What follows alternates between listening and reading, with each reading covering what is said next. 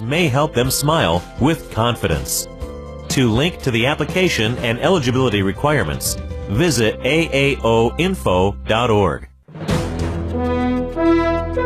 KHOW News Time, 10:03. The Aurora City Council is implementing new public comment rules to try to limit protests that disrupt meetings. The council voted yesterday to adopt the new rules. A public comment period will now start 45 minutes before each regular session of the council. Supporters of the measure say it will allow the council to focus on constituents' needs, while opponents feel it may restrict the First Amendment rights of those who wish to engage in protest. President Trump's recent executive order to stop the production of pennies could affect the Denver Mint. Klaus Degler, a rare coin expert at Denver's Rocky Mountain Coin, says he agrees pennies should not be produced any longer, but they still mean a lot to him. I picked them up, not just because I'm in the coin business, but I think it's bad luck if you don't pick up a penny. Producing pennies has become a losing proposition for the U.S. Mint, which estimates it lost more than $85 million making the coins last year. Over $1 billion of those pennies were produced in Denver. That's the latest. I'm Chad Bauer. Now, Impact Traffic. This report is sponsored by Denver Mattress. Yeah, we're still looking very good out here. Very light volume. There was a little glitch just coming into downtown through the Mousetrap southbound I-25. Just past I-70 was a stall on the left shoulder, and I could see traffic might be bunching up just a little bit there. Heading to the airport, no big delays on Pena, 225 around the spillway. I see a little bit of traffic along with 270 up to Vasquez, but not in a delay mode whatsoever. I'm not even seeing construction in the foothills. Typically, Clear Creek Canyon US 6 is backed up. With traffic, I'm Jonathan Steele.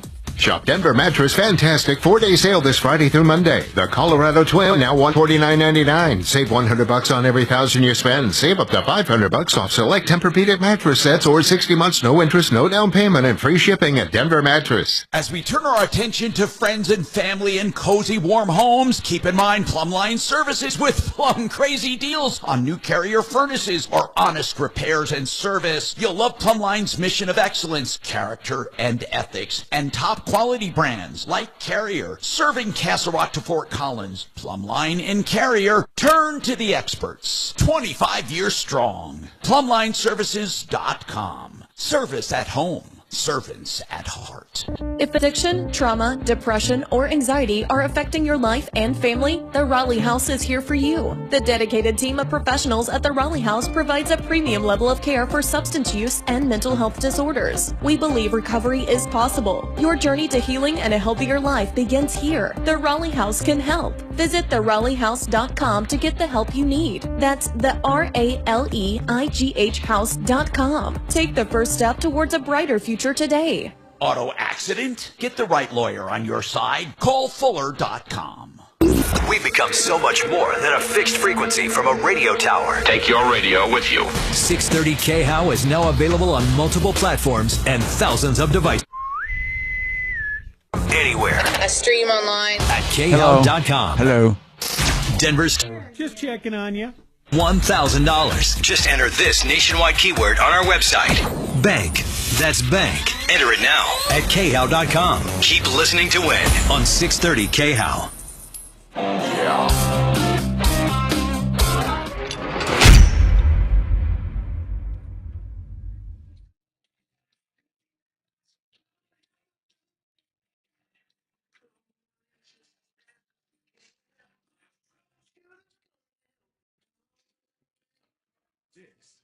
Troubleshooter Show. Now, Tom Martino.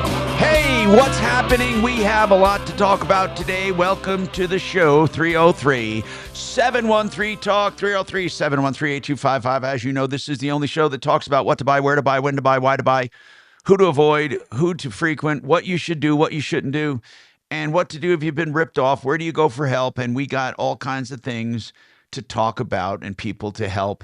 And we have with us today in the studio, as you'll see, Major Marc Mager, of course, and then we have Nick Gravina. Nick, how you doing, man? Gravina! How you doing? Yep, that's your dad. Gravina's got the greatest windows. Anyway, and then I believe that's Deputy Dollar over there. Deputy Dollar, welcome. So we're here. And we're here and we're helping you. So all you have to do is call 303-713-TALK. And then, of course, I'm here along with Deputy D, and we're here to help you with all of your problems. So right now, we will go, by the way, to any problem, question, or complaint you call about. But right now we have Nick, so we're going to get right to it. Nick, what would you say as far as windows? A lot of people believe they need, now this is a trick question. I'm going to warn you up front. A lot of people think they need the highest, let's say, efficiency window, but they don't necessarily. When do they not need the highest efficiency, or do you think they do? Do you think even in an older house that leaks like a sieve, great windows will do great things? Or do you think it's kind of a waste or overkill? I'm trying to get your feel on this.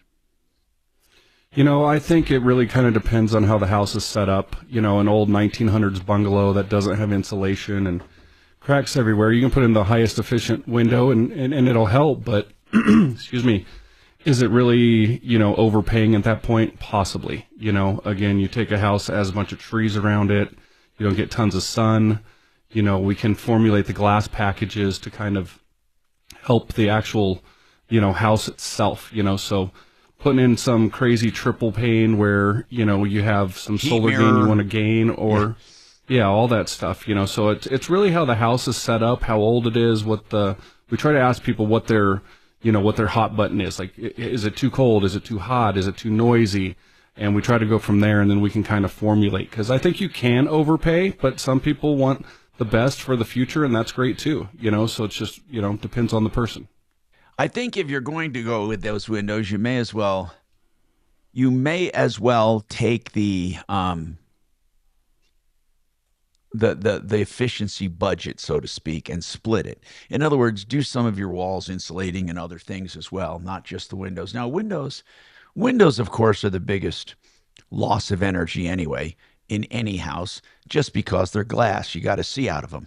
Now, insulated glass units have come a long way over the years. An insulated glass unit, by the way, for those listening, is simply a unit where you have two pieces of glass and in between something else, or three pieces of glass, and it's basically a really good option, an insulated glass unit. So if you had to talk about an insulated glass unit, what is the highest efficiency you can get if you wanted to go with the high? Now, you have both the window frame and then you have the IGU insulated glass unit.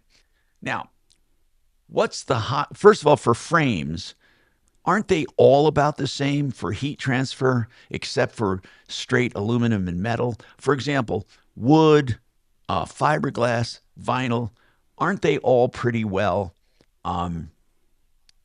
good insulators? Yeah, the frames are always usually, very similar, but, the thing where some of the vinyls and the fiberglass over wood these days, a lot of them are coming with foam-filled frames. So that helps. It's kind of like putting the same stuff they put in like coolers in between the frames. Yeah. So wood is always, solid wood, where, you get a vinyl or fiberglass, they usually have a hollow frame, and a lot of them are starting to move to the insulated frame. So those definitely help. What do you think are the best insulating qualities when it comes to frames? I do think that a foam-filled frame definitely helps. Again, the dead air space is good, but having the combination of both is definitely, what I think is the top as far as insulating. And then on the glass unit, does it matter if it's 1/8 inch or 1/4 inch or whatever the glass thicknesses come? Does it matter how thick each pane is as far as insulating quality? It does. There's a controversy out there, right? So, the bigger the air gap, technically, the more insulated it can be. So if you go to a triple pane, you actually get smaller, pockets of air, but now you have 2 pockets of air. And then in some windows, we can fill that with argon or krypton gas. So if you take single strength glass on a 1-inch insulated glass unit on both sides, you get a bigger airspace in the middle where you might end up being more energy efficient, but the glass is thinner. So if you go to a double 1/4 inch, you're going to have a smaller gap in between them. Even though the glass is going to be really stout and maybe help with sound, you probably won't get as efficient at that time. Okay. So now when we talk about 50 lines of windows, what the hell could be different? Here are the components that I see, the main components. The frame, the hardware, and the glass. Right? Aren't they the three main components? And warranties usually. Okay, obviously. But as far as construction?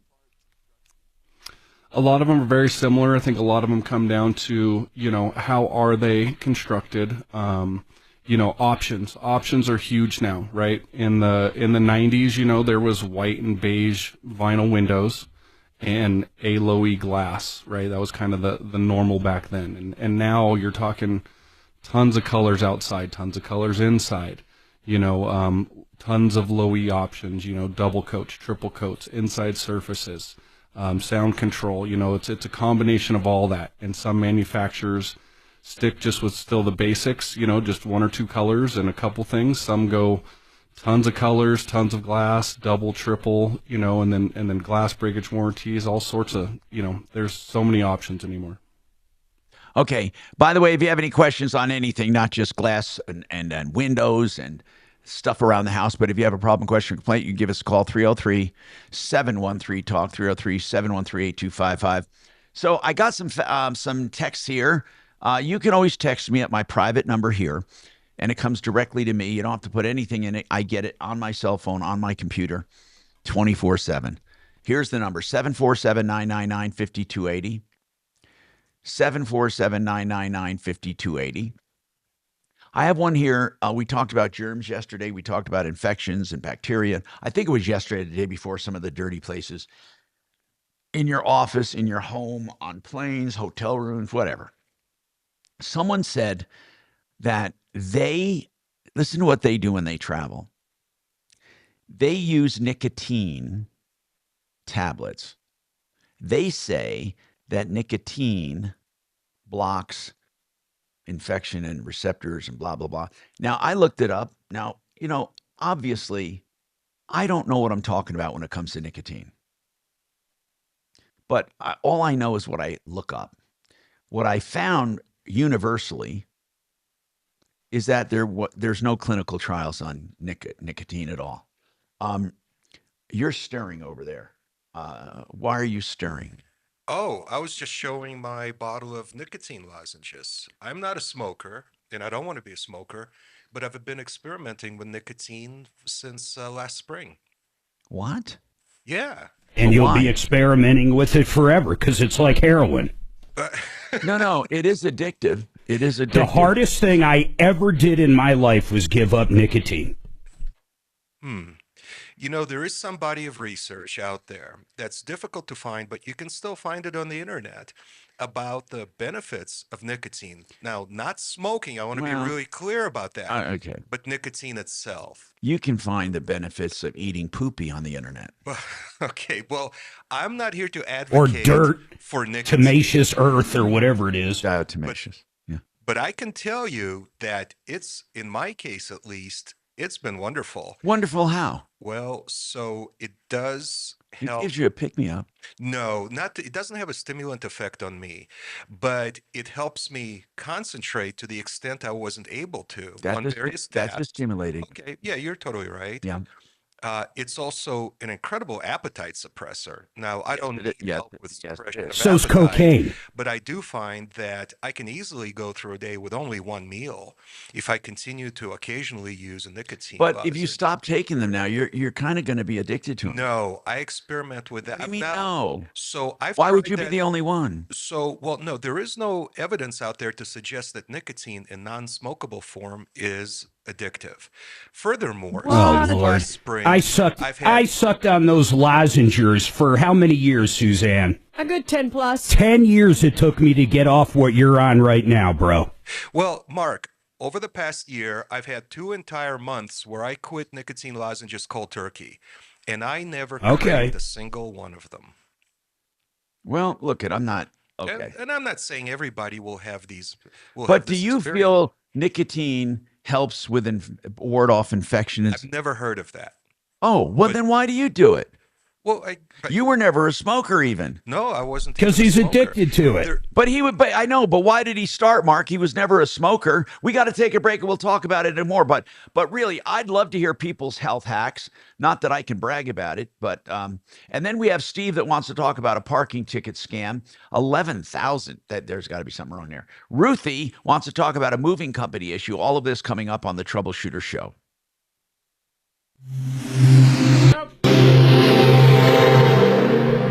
You said bye-bye to big government. Now it's time to trim the fat from big wireless. Pure Talk gives you the exact same service. They use the same cell towers, the same 5G network. You get better customer service, and you pay half the price for the exact same thing. Get unlimited talk, text, 15 gigs of data with mobile hotspot for just $35 a month. Make the switch. You simply dial pound 250, say the keyword save now, save an additional 50% off your first month. Pure Talk, America's wireless company.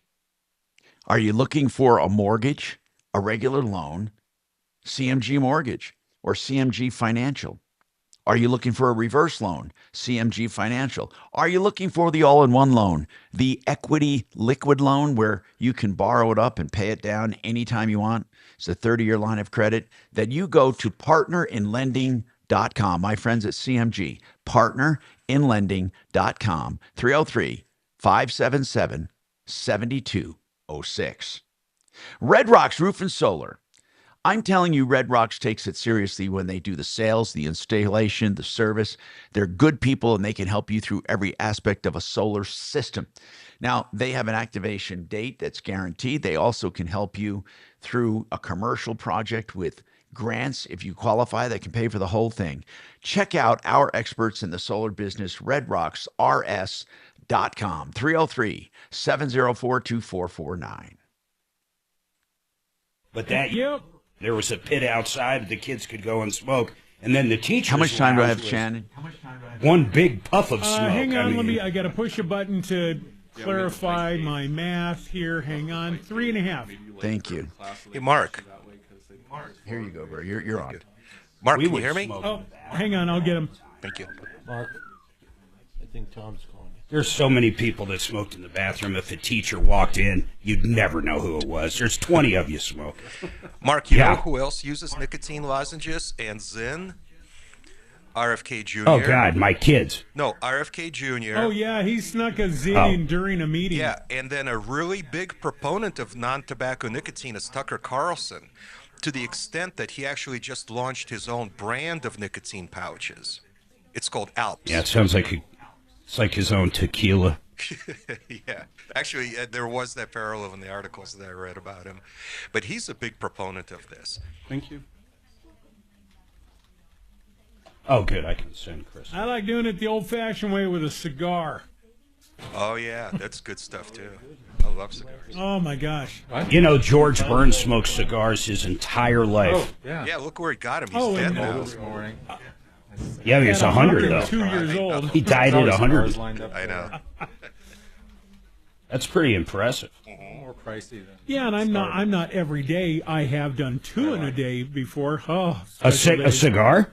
Yeah. I hate cigars. Oh, love them. They're nasty. I like the accoutrement, Oh, come on, Suze. the whole thing. Clothes stink. So, Mark, no cigars at Wing Off at your house? No. No cigar. You guys should have a smoking room. God. It's gross. When is Wing Off? I don't know yet. All right, well, can you schedule it for a I nice still have day? a rib off, then a wing off. Hey, and I don't mean to make Tom crazy or Yeah, derail you do. the show, but here I go. You ready? Yes. Compared to Tom's microphone, Dimitri sounds like he's talking through a toilet paper tube. Yeah. Yeah. How do you know What's I'm going not? on there? I know that that is Tom kind doesn't of fun. touch any buttons. That'd be an assumption that you're not, but you're right. It is kind of a fun way to do old-timey radio. Nah, you just hit old-timey on Adobe Edition. Adobe, yeah. Sounds like he's in. Yeah. Wait, that's what I sound like? You sound like this. Yeah. Dimitri. Oh For my real. God. Boy, I'm that was quite a Dimitri. big game this weekend, wasn't it, boys? That was a real barn burner. That was a barn burner. I don't want to sound like that. That's like asking That's if we on can Tom's fix your face. Damn. Or Mark's personality. Welcome to the club. Ah! If only plastic surgery would fix that. Remember, Shannon, today, 2 o'clock. Well, yeah. I'll be I sound brought him asleep. brownies. I Oh, bought cool. him marijuana brownies. I'll be in a sugar coma, passed out, and losing another toe, but I'm very excited. Excellent. You should teach Nick to listen through the headphones. Why would he? Don't dial in now. You're almost out of here. All right, stand by for yucks. He says stand by. Check Allstate first for a quote today. You're in good hands with Allstate. Hey, Tom Martino here. This is our brought to you by waterpros.net. You're talking about the absolute best water systems at the lowest prices anywhere, and I put my name on that. I've known Paul the Waterman for years. I'm going to tell you something. A whole house conditioning system softener, get rid of forever chemicals, microplastics, and drinking water at the kitchen sink, all for $31.95. I'm telling you, you go to a plumber, you will not get this for under 15 grand. I'm not kidding you. $31.95, waterpros.net. Okay, let's go. Steve, what's going on? Am I reading this right? There's a ticket scam going on. Thanks for taking the call. Yeah, what's happening, man? I think so. Tell me what's going on. Okay. I ducked into a parking garage at 158 Steel, which is Cherry Creek, to get out of the hailstorm. I was down there for a few hours. I pulled out. They took some pictures of my truck. The gate seemed like it was broken or something up at the top. I just went up the other side and I went out. I didn't think anything more of it. And that wasn't the problem. The problem was this letters showed up, 94 of them over 6 months. I intended to pay, but I just was a little tight. Last week, you on understand. Monday, You understand. I have to ask questions because it doesn't make sense.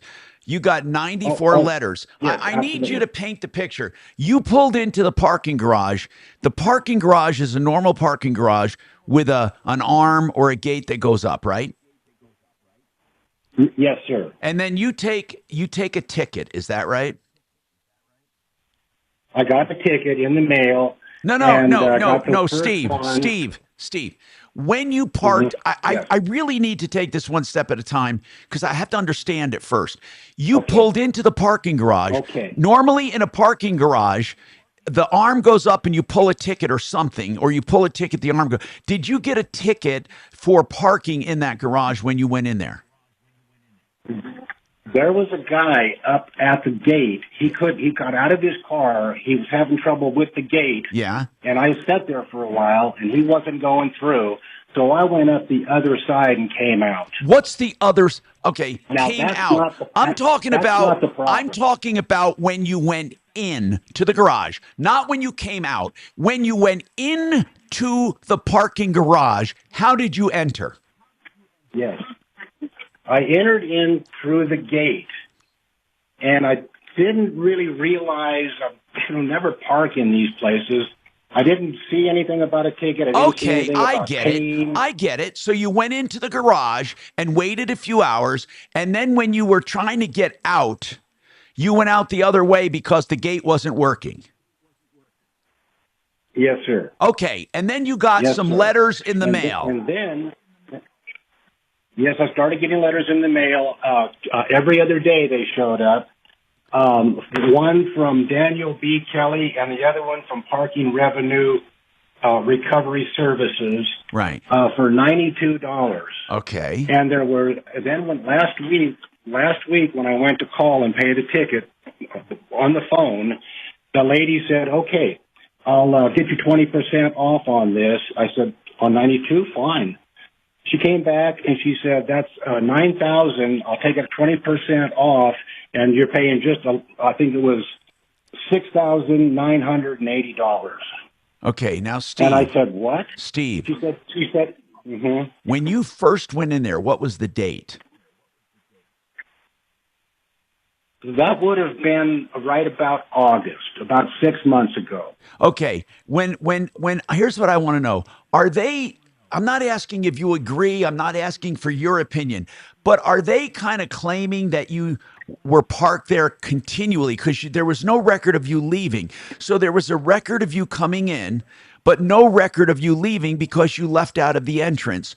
Is it possible when they were sending you letters that they were saying that your car is still parked there and they were charging by the day? No, they got a picture of me coming in, and then they got a picture of me going out. Okay. And they got the times on here. Okay, I went got in it. at 11:20 and then back out at 4:30. Then why are they saying I was only you owe nine? Then when did you get your first letter? I got my first letter just shortly after that. Probably maybe like a few days or a week. And when you got your first letter, how much did it say you owed? $92 due on each of these from Daniel Kelly and the Parking Revenue Recovery. They both say $92 due. And then I received letter after letter after 3 a week until it mounted up to 94. And then I tried to call them up on last Monday. But when you got your first letter, did you let them know immediately or pay it immediately, or what did you do? Well, I was dragging my feet. It's been a little tight, and I just wasn't able to, really pull it off. The letters were stacking up. And then I got a little ahead here lately, and so I wanted to pay this thing off. Yeah. And when I did, that's when she shot the $9,000 at me, 20% off. Now, the other thing is since I called on Monday, they've sent me another 15 tickets. Some of them have 3 copies in each letter. I'm sorry. And they're charging me. You can go onto their website, and it shows that I owe $92 for every letter. And it's been over, I get it. I get 110 letters. Tom, it's a technical. I'm familiar with that company. By the way, I'm familiar with parking garages and parking lots because I own some, and they're privately managed, meaning I hire a company to do this. And what they do is they have rules and regs, but they're private collections. They're not official. They're not municipal. They don't have any special teeth.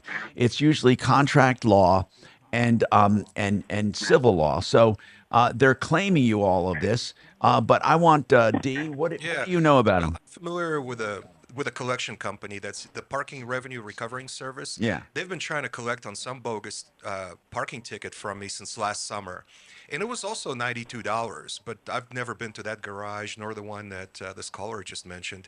So I called them and I recorded the phone call. And I said, hey, I have no record of this ticket. I've never been to your garage, and I'm not going to pay it. And they said, okay, thank you, and have a great day. And I never heard from them since. That call. Yeah, but he was there, and they do have photos. He was. However, it sounds like there's a technical glitch. There is no logical explanation for a $9,000 parking ticket. Yeah, how do they, I mean, and really, that's true. How do they justify that? Did you ask them why your bill is $9,000? Yes, I did. And she said, and she seemed kind of sketchy to me, like she was new on the job, but she said there's 94 letters here. Right. And you have to pay $92 for every letter that's served. Yeah, she's wrong. But well, I said, you're out of your mind. I said, of course. How are they planning to collect this from you? Well, this guy that he got a letter from, he's a collections attorney. I know. Did you say Daniel Kelly? Yeah. How do they plan to collect this? Daniel Kelly. How do they plan to collect this? Well, I talked to Mike Wink, which you recommend. And I Mike recommend said Mike that Wink they would for have to bankruptcy, take by the you way, to- just so everyone knows. I don't recommend him for parking tickets. Go ahead. Well, he said that they would have to actually, because I thought maybe they could garnish my bank account or something like that. He said that they would have to actually sue me in court. Right. And he says they're not going to do that. And get a judge. And there's not a judge in the world that would give a parking ticket $11,000 or $9,000. I wouldn't think so. It's 11 now because they sent me another 15 letters with 3 envelopes in each letter. which is Are you $93 kidding me? for each letter. This is crazy. We should call this lawyer's office. I'd love to talk to this lawyer. But Hey, I want Deputy D to call on this. I wouldn't worry Well, let's about see if we can get him on the air first. Maybe he'll come on the air. Better. Let's get this lawyer on the air. This is crazy. We got to take a Give break. Suzanne the phone number. Talk 303-713-8255. Dan McKenzie is an estate planning attorney.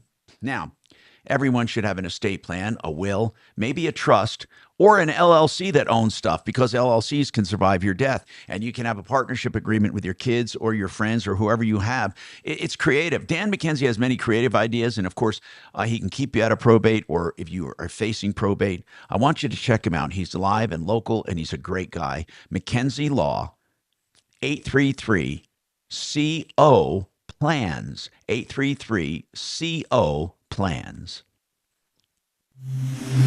Yep.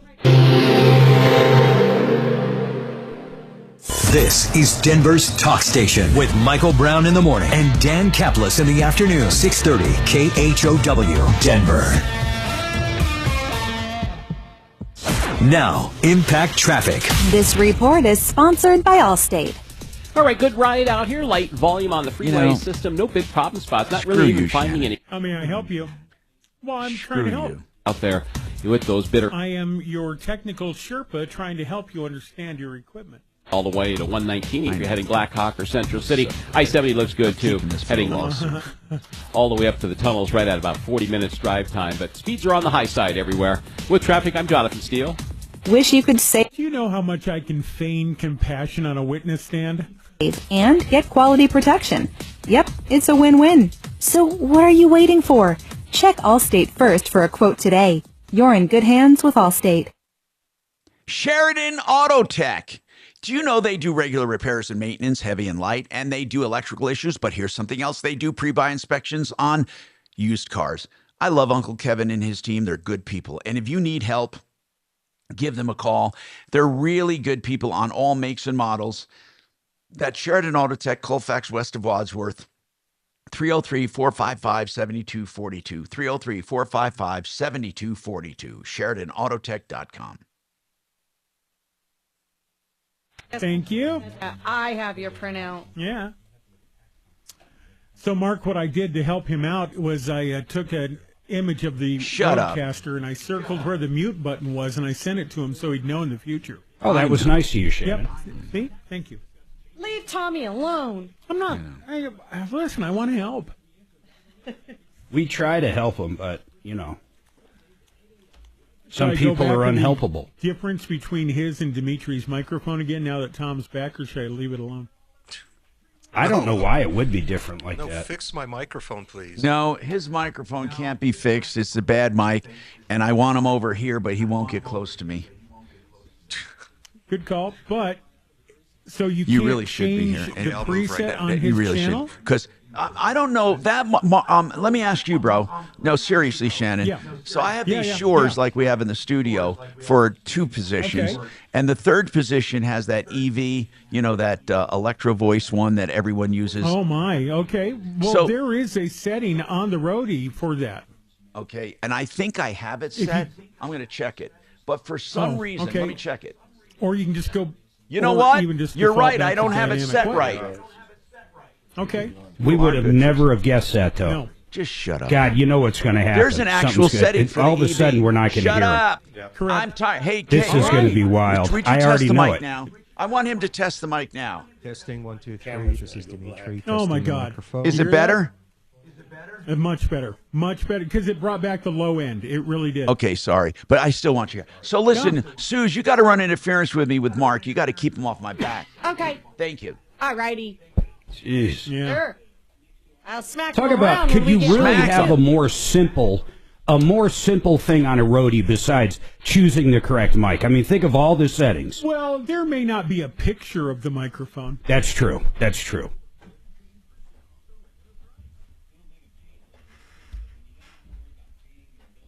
Okay, I really did get some questions here. Health hacks, too. Oh, let me call this lawyer. And not just pictures of potential I mean, if you moles really on- want that appetite suppressant, Dimitri, Just do some cocaine, brother. Oh, my God, I miss that so much. I did some And research. if you drop enough acid, you'll never eat. They You said, just by the will way, forget food is even a thing. nicotine tablets are more addicting.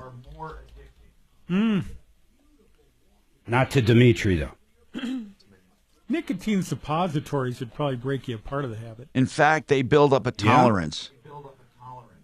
In your ass. He doesn't Can plug your them. ass actually build up a tolerance? He doesn't plug No. them. Well, Mark doesn't know what that means, but Oh, I got it. I just let it go.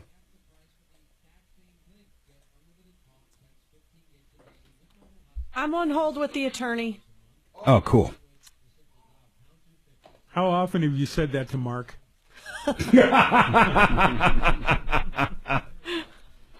I've already talked to every divorce lawyer in I town. bet.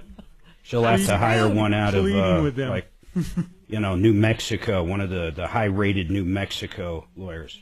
Not the Haitian ones? Maybe. Tom, you remember that old deal, the Haitian divorce? no. Run down there, get a quickie divorce, no fault. Yeah, they had resorts that would kind of specialize in that. $99. 70s and 80s. This is from last month. Dimitri sent on these scammers. PRRS may be violating settlement for collecting from customers for entering wrong plate. Well, I mean, that's kind of weird if they enter the wrong plate. What? What is he talking about? Okie dokie, coming No, back. but if they got a picture of it and it... Improvements. DRHI.com. Hey, I'm Tom Martino. Your troubleshooter, 888heating.com. Remember, deep clean, $45, 888heating.com. 303-77. Let me give you their number here. 303-770-2776. Hey, what can we say about this? Except that it's not going to be collected. I doubt anyone's going to get 11 grand. Deputy Bo's going to work on it. Now, Ruthie, what's going on with you? Welcome to the show. I'm Tom Martino. What's happening, Ruthie? Oh, thanks, Tom. Appreciate you taking me. Well, so kind of a long story. Yeah. I had a dining table that was custom made by my daughter's dad and myself, and it's a large table, and so I had a mover offer to move it, or to move it and store it for me. So he didn't ask for any money, but I paid him $100. May I ask you, why did a mover volunteer to move a table? Was somebody at your house and they looked over and said, "Hey, I'll move that"? I mean, tell me the story. Like, were you moving anyway, or you needed to get rid of the table? Tell me that story. So yeah, Actually, I had loaned the table or given the table to my daughter and her family to use because I was in an apartment and there was no room for it. Okay. So, yeah, so she was using it for a while, and then they were moving. So I don't even know how I found this guy, but maybe on Nextdoor.com probably. And so okay, but she no longer wanted the table. Right. Okay. Yeah. So she wants me to sell it. Okay. So anyway, so they moved it, and this was in Denver, mind you. And what's the name of the mover? So it's front. I've seen two names: Front Range Movers and Front Range Moving. Probably Front Range Movers. Okay. And I can give you the owner. Well, right now, well. tell me the story. And who is the owner, by the way? Who's the owner? Okay. So the owner is Edgar, and his last name is Aguirre. Okay. So what happened? And he Yeah, he seemed like a great guy, and we became friends, and they're friendly, whatever, and we talked to each other on the phone, and he had my table for a while, because I was moving a lot in that time period. Where did he have the table? So, see, I don't even know. Why was he? I have Well, a hold receipt on. for it. What? Just wait, Ruthie. None of this makes sense. When you hire somebody to move something, they move it from A to B. So why didn't it go from A to Well, B? he moved it because he moved it to his storage. On He your said he would request, store it for was me, that part? and he- Was that part of the contract? Well, we didn't have a contract, but verbally he said, I'll store it until you need it. Got it. And then I will move it to wherever I got you it. want to. Okay. You know. Got it. Yeah. And didn't ask for any money, but I gave him money anyway. But so, and I was moving a lot and couldn't take the table, didn't have How any long? place for How it. long did the So- table sit in storage? Well, this was in 18. What? Wait. What? Wait. Yeah. This was in 2018? Right. Okay. Yeah, So it's been in ongoing. 2018, this guy moved it into storage. Then what? Right. So, like I said, I was moving around a lot. I and get we were it. talking, and Yeah. nothing weird was going on, right? And then I moved to where I wanted it, you know, and so I And started how long calling him. after did you move to where you wanted it? 6 years later? In 2024? No. This was, I started calling him in, let's see, probably 5 years ago. Okay, hold maybe. on. So it wasn't that long. Wait a minute. This story needs to be a little more Ruthie, succinct. hold on. In 2018, he moved it into storage. You were moving around. You couldn't use it. I need to know precisely when you called him back and said, I now want my table. Was it in 2019, 2020? When exactly was it? It was probably 2019 Okay, then what happened? or 20. I mean, I'm not, yeah, okay. So, first of all, he's real hard to get a hold of. I understand that, but Right. you called him back in 2020 and said, I want my table. Right, and I talked to somebody who said he was his brother, although he sounded just like him, but I don't know. But And what happened? And he said I could have it. He said I could have it back if I paid 2 hours of looking for it or something, like for $180. Ruthie, may I ask something? So- How much per day were you paying in storage or per month? I wasn't. He never charged me. How do you know? I never got anything from Okay. him, and he never said anything. May I ask mean, something in the interest of time? You know, we had- Hold on. Ruthie, I want you to fill in the details, but in the interest of time, I just need to know this, and this is a yes or a Okay. no. Did you get your table back? Okay. No. Okay, hold on and we'll come right back. I'm Tom Martino, 303-713-8255. This is going to be a doozy, 888heating.com. Remember, the best cleaning, $45, or you can get high efficiency replacements at the best prices. 303-770-2776. Yep. Now, Impact Traffic. This report is sponsored by Allstate. All right, good ride out here. Light volume on the freeway system. No big problem spots. Not really even finding any construction that'll hold you up. Maybe too cold for workers to be out there with those bitter temperatures. US 6 looks good west of Golden. You can take that up Clear Creek Canyon all the way to 119 if you're heading to Black Hawk or Central City. I-70 looks good, too, heading west from here all the way up to the tunnels, right at about 40 minutes drive time. But speeds are on the high side everywhere. With traffic, I'm Jonathan Steele. Wish you could save on home insurance? With Allstate, you could easily save and get quality protection. Yep, it's a win-win. So what are you waiting for? Check Allstate first for a quote today. You're in good hands with Allstate. So when you have an investment portfolio, money outside of normal savings, Do you know what's happening with it? How often does your advisor actually look at it and call you and talk to you? Probably hardly ever, because most advisors are not advisors. Most portfolios are with giant companies, and they have no idea what they're doing for you. If you want a close personal attention, interaction, and custom portfolios, the only one I know who does it like we do it is us. Wave 8 Wealth Management. Yes, I'm an owner. Wave 8 Wealth Management. You can reach us at 303-771-HELP. Okay, you know what?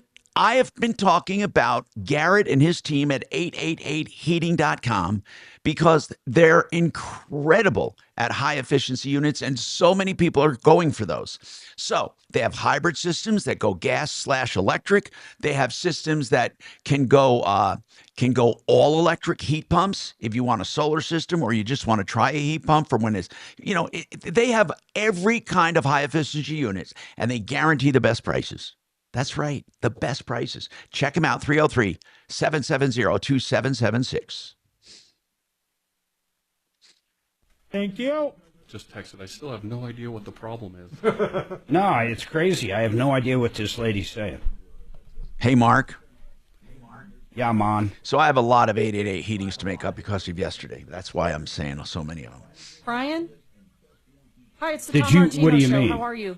Just 888 heating. You're going to hear a bunch of them because I had to hold back yesterday. I don't know if I got you at a bad time. We're on our Yeah, live but keep the show break today. times what they're Presented supposed you to Monday be. through No, Friday. I'm talking about You're not during on the air content. yet, Of course sir, I but am. I got your email regarding your Vol Okay. issue and your HOA issue.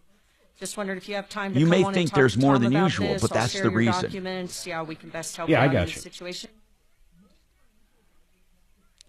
I have no idea. I think what this lady is going to say is she doesn't want to pay $180.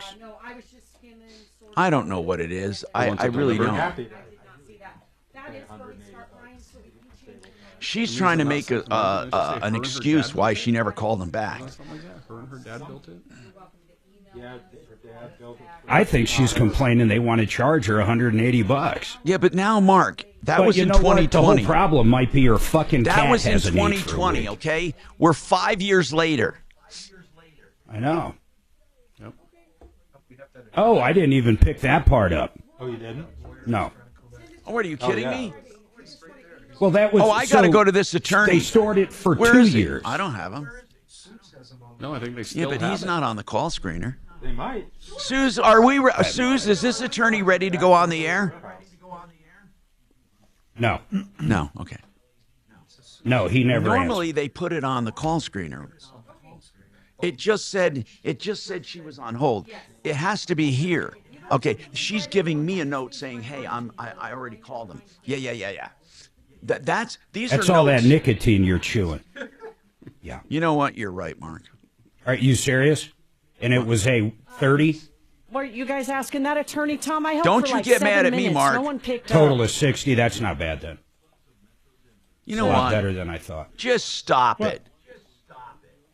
No, It's dude, not up I to get us. text. I'm telling you, it's not good. And it's not up to us. Hey, Text Mark. about what? You know what? From Can I freaking Can I Frado. send a picture of my ass to send to people so they can kiss it? Or Yes. face. Either one. Yes. Pretty close. All right, lawsuit. That goes Just in. don't get your face and your ass mixed Hey, up. Tommy. Yeah. Tommy, I Yeah. held with that attorney for like 7-8 minutes. No one picked up. Perma hold. I wish we'd get some cold weather. This weather's freaking warm. Oh, shut up. Love Man. this weather. I love this weather. I like 10 degrees below, baby. Whatever. I don't want any ice except going door to door in some neighborhoods. You're sick. Ice. I have a delivery of exercise equipment today, and I don't think they're going to be hip on going down the hill to behind my house. Mark, we should look at it. I mean, a repair. Hold on, I'm going to guess what he's getting. Hold on. Hold on, I got to Google one thing. Probably 2 bags Old of feathers. people exercise equipment. Hold Oh, on. it's a ball of yarn. Look at that. A ball Where of did yarn you buy shape- your exercise equipment? All right, I'm Fitness? guessing. Oh, is it the thing where you sit down and it Sit looks and like you 2 fit? gas pedals and you just move your feet a little? I bet you got one of those. Oh, I don't move that much. Hey, Tom. Yeah. Tommy? Yes. Where do you shop for your fitness equipment? Because Yeah, we might fitness need to gallery. get a Exercise equipment for the elderly.com. Love those guys. That's exercise equipment for the elderly.com. I have the same exact stuff that the health club has. I have commercial. Do you really? Yep. Hmm. Same stuff. I'll send this link to Mark. Oh, here's one of those. You sit on your kitchen chair, and it's like a stationary bike, but it's just the bottom part, and it moves by itself. No. Mine is just a rubber ball you put in the palms of your hand and work out your thumb.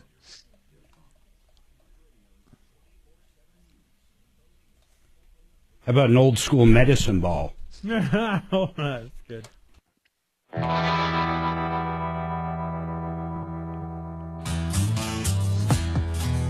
Hi, Tom Martino, your troubleshooter, 303-713-TALK, 303-713-8255. Welcome to the show. Hey, I'm talking to Ruthie. Now, Ruthie, there's just some basic information because this is so old. So in 2018, the table went into storage with this guy. You called him in 2020, 2 years later, and said, I want my table back. Now it's 2025. So tell me kind of briefly what happened in between. So in 2020, he said, I need a few $100 to go look for it. What did you do then? They ended up hanging up on me. What's and that? I have no idea. So they have, his brother hung up on me. Yeah. Before I could even, solidify whatever. And the two addresses on the internet are bogus. So I have no idea where they are. Somebody saw the guy, Edgar, walking around Longmont. So, and I'm in Erie. So I'm not that far from him now, but. Okay. Ruthie, Why here's don't what I he think. answer the phone if we call? Ruthie, here's what I think. We're going to try to help you, but I'm going to give you the bad news first. But I do want to try to help you. No matter what, if this contract was done in 2018, whether you say there was a contract or not, there was an arrangement made in 2018. It's now 2025. Right. Here's what I'm saying. If they sold that and said you abandon it, or don't say anything and just sold it, or if they're dead frickin' wrong and took it, you have no written agreement, you have nothing, and the breach of contract has long expired. So you really don't have much against them right now, in my opinion. That's not a legal opinion. That's a practical opinion based on all the consumer problems I've handled. Now, I don't know how much this is worth. And of course, if it's yours and it was handmade, it's going to be priceless, but it's not priceless. Everything has a value. It may not be worth going after. I don't know. But I want to ask you one thing out of curiosity. Why did you decide to contact us like now, right? Recently? What did anything change? No, but, the only thing that changed was I had a friend call them and leave a message and say that she was my attorney and they needed to call me. So the next day, miracle of all miracles, they called me and we had a conversation, a sane conversation. It was somebody who works for him. And he said, okay, well, we'll deliver it either Thursday or Friday. And that was end of communication. I called them, no answer. I texted, no answer. Got it. And so you're kind of like my last ditch effort. I get it. Because I have so many more important things, right, in life. So yeah, no, I understand. Yeah, but it would Ruthie. be nice What to the have hell? it back to. Oh, I think Mark has a plan. Mark, what do you want to do? Well, let's just call the guy and see how much are you willing to pay for them to come deliver it to you. Where are we at here? I've talked to other movers who say I shouldn't have to pay a dime for what I've been then through. have Ruthie, them go grab Ruthie, it. I'm going to tell you something. They've had it for Ruthie, 7 years. Ruthie, I don't believe one mover that you talk to because that company can charge you storage as well. So if you don't think that they can charge you moving and storage, you're wrong. Okay? Why do you feel that not only have they kept it 5 years free, but they should move it free? Give me the idea, Ruthie, why everything should be free. What was the reasoning of those movers? What did they say? Well, from what I've been through, I called. I don't know how many hours I put into this. Ruthie, you don't understand. Agony No. It's your fault. You're the one that did not contact them for 2 years. Then you contacted them. You don't understand. It's not their responsibility to babysit you. It was your property that they picked up on your request, and they put it into storage and then didn't hear from you again. So really and truly, you said 2020 was the next time you, if I took somebody's stuff and had it for 2 years before I heard from them, I would want storage or I would want something. So here's the thing. I know you said we were your last ditch effort, and I would truly love to help you, but we can't. And I'll tell you why. Okay? It's like Shark Tank. I'm out. Here's why. Because you don't even think you should pay a dime. Well, we're not gonna even try. Because not only should you pay them for moving, you never pay them to move it into storage. You got to pay them for moving out of storage, and you have to pay a reasonable storage fee. They've had your damn stuff for 6 years, or 5 at least. So I don't know what to do with you. I'm sorry, Ruthie. As I said, I'm out. Oh. We're out. I'm not wasting time. I am not wasting time. I got to use my dump button. Yep. You know those signs that say how many days since a workplace accident? I don't. Right? I was going to be annoyed if I had to call that mover. Do you guys, I mean, honestly, though, I don't think she should have to pay anything. Yeah, that's true, Mark. Yeah, you're right. Mark, don't you agree, Tom? Yes, Mark, you're absolutely right. Jesus, well, how stupid am I? You know those signs that say so many days since a workplace accident, right? Yes. We need to make one that says how many days since Tom has screamed at an old lady. Because it goes back to 0 every fucking day. And you got to reset it. Every day. Because it'll go Saturday, Sunday, it'll always go to 2. 2 days, and then ding, back to 0. I'm going to pit. Okay, Mark. Okay. You were my buddy for a while, but that didn't last. Tommy? What? Tom? Yeah. Why do you use Fitness Gallery over Costco or Oh my God! Sam's Because Club? they have fitness equipment at wholesale prices, and they have professional commercial stuff, and stuff. they're good Listen, guys. there's nothing wrong with Costco or anyone, but I have actual hoist equipment and equipment that is made literally side by side, the same exact equipment that the health club has. Huh? And I don't need that. To be honest with you, you don't need that heavy duty. Nobody in the world is going to wear that equipment out, especially me. But when I saw it, commercial grade and residential grade stuff. That's right. Residential is completely My God, fine. the one we got from Sam's Club has lasted 15 years. And it will probably last 30. I don't doubt it, Mark. I don't doubt it. I just bought this It's stuff. dying. And we didn't get it from Sam's Club, Mark. Where'd we get it? We got it from a fitness place. Well, that's what I forget. like, the fitness place. The one in Park Meadows. It might have been Fitness Gallery. I think it was Busybody. If you're using it just to put clothes on. It's just that my treadmill keeps dying. What kind of treadmill do you have, Suze? I forget the brand already. I forget it, Tom. Let me see if I have it on my history. But it just keeps dying like it's overheating or something. I don't know if it's worth getting it repaired. Can I explain something to you, Suze? I will fix you up with a piece of equipment for no charge. That's cost me $9,500, and it is the best workout, full body you will ever have, and it's less than 10 minutes for full workout. And you won't believe it. She likes running, but dude. you can read about it. What is it? It's called the ROM machine, range of motion. It was invented by this. Is that where you stand and you just stand there? No.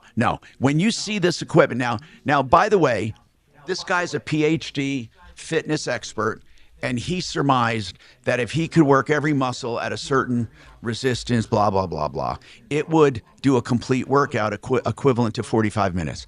And he does it in 4 minutes. It's called a ROM? R-O-M? Yeah. So listen, 4 minutes upper body, 4 minutes lower body.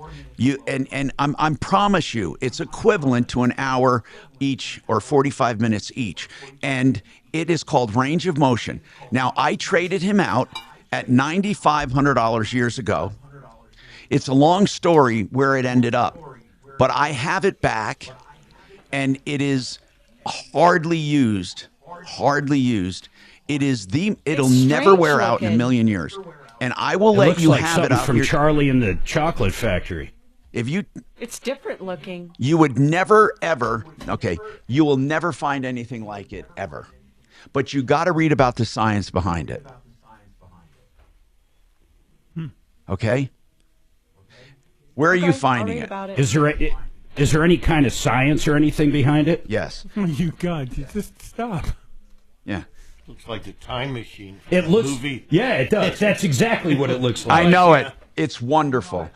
Did you look on YouTube? And then the man is a genius, but he I think he might be dead now. Who knows? He was in his 70s when I knew him, I think. Do you think the ROM killed him? Man, it's so amazing. Like Lucifer? He went 5 minutes instead of 4, and he died. I'm telling you something. It is crazy. What's that foam-lined hole in the middle? What's that foam-lined hole in the middle? I don't know where you're going. I don't know what he's trying to make it a sex machine. I know this.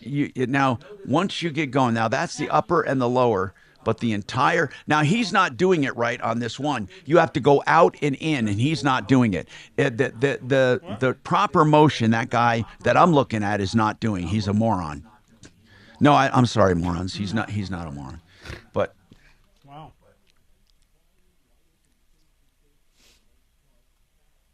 What's those two things on the rear? That's steps. he's not spreading his arms enough coming back. You're supposed to come back at a full fly with your elbows straight out. This is a moron. Now, the back one is the lower body. But now it's important you put in the right numbers there, and you got to follow those numbers. Then you do it for 4 minutes.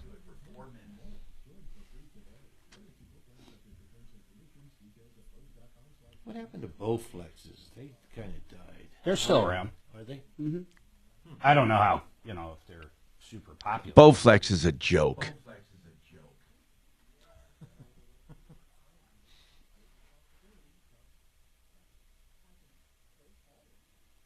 We have a Pro Form. That's what we have. What is it, Mark? I think that was our old one. I don't think our new one's a Pro Form, Mark. Is that an exercise bike? Honestly, I don't. What is that, a treadmill or a bike? No, he's talking about our treadmill. Now, I'm told, and I wish they made something that you could get on for like 4 or 8 minutes and work out your upper and lower body. I'm gonna kick you. Oh no, you're right. It is a Pro Form. Oh wait. Suze, I'm telling you. I thought that was our old one. That I'm telling you. Hey, I'm open to. I mean, I still want a treadmill, but I'm open to that. I don't have room for it, and you do. You would. Is it heavy? Oh, of course it is. It's about 300 pounds. Oh my God! You would be amazed. It might be 200 pounds. You will be amazed. Where is it? It's at someone's house he's ready for me to pick it up. He stored it for me. It's a long story. I don't want to say it on YouTube what happened. So like 15 probably. Call one of those movers that'll move it for. I'm helping somebody. I let somebody borrow it. You're a helper.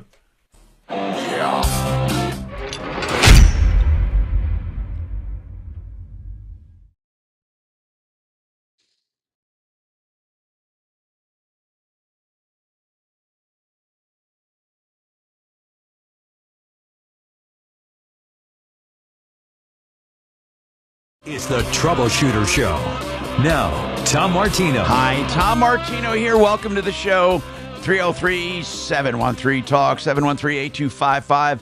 If you've ever listened to radio, you hear all kinds of shows, but you never hear anything like this that gets involved in your everyday life and tries to solve your problems and answer your questions and take your complaints.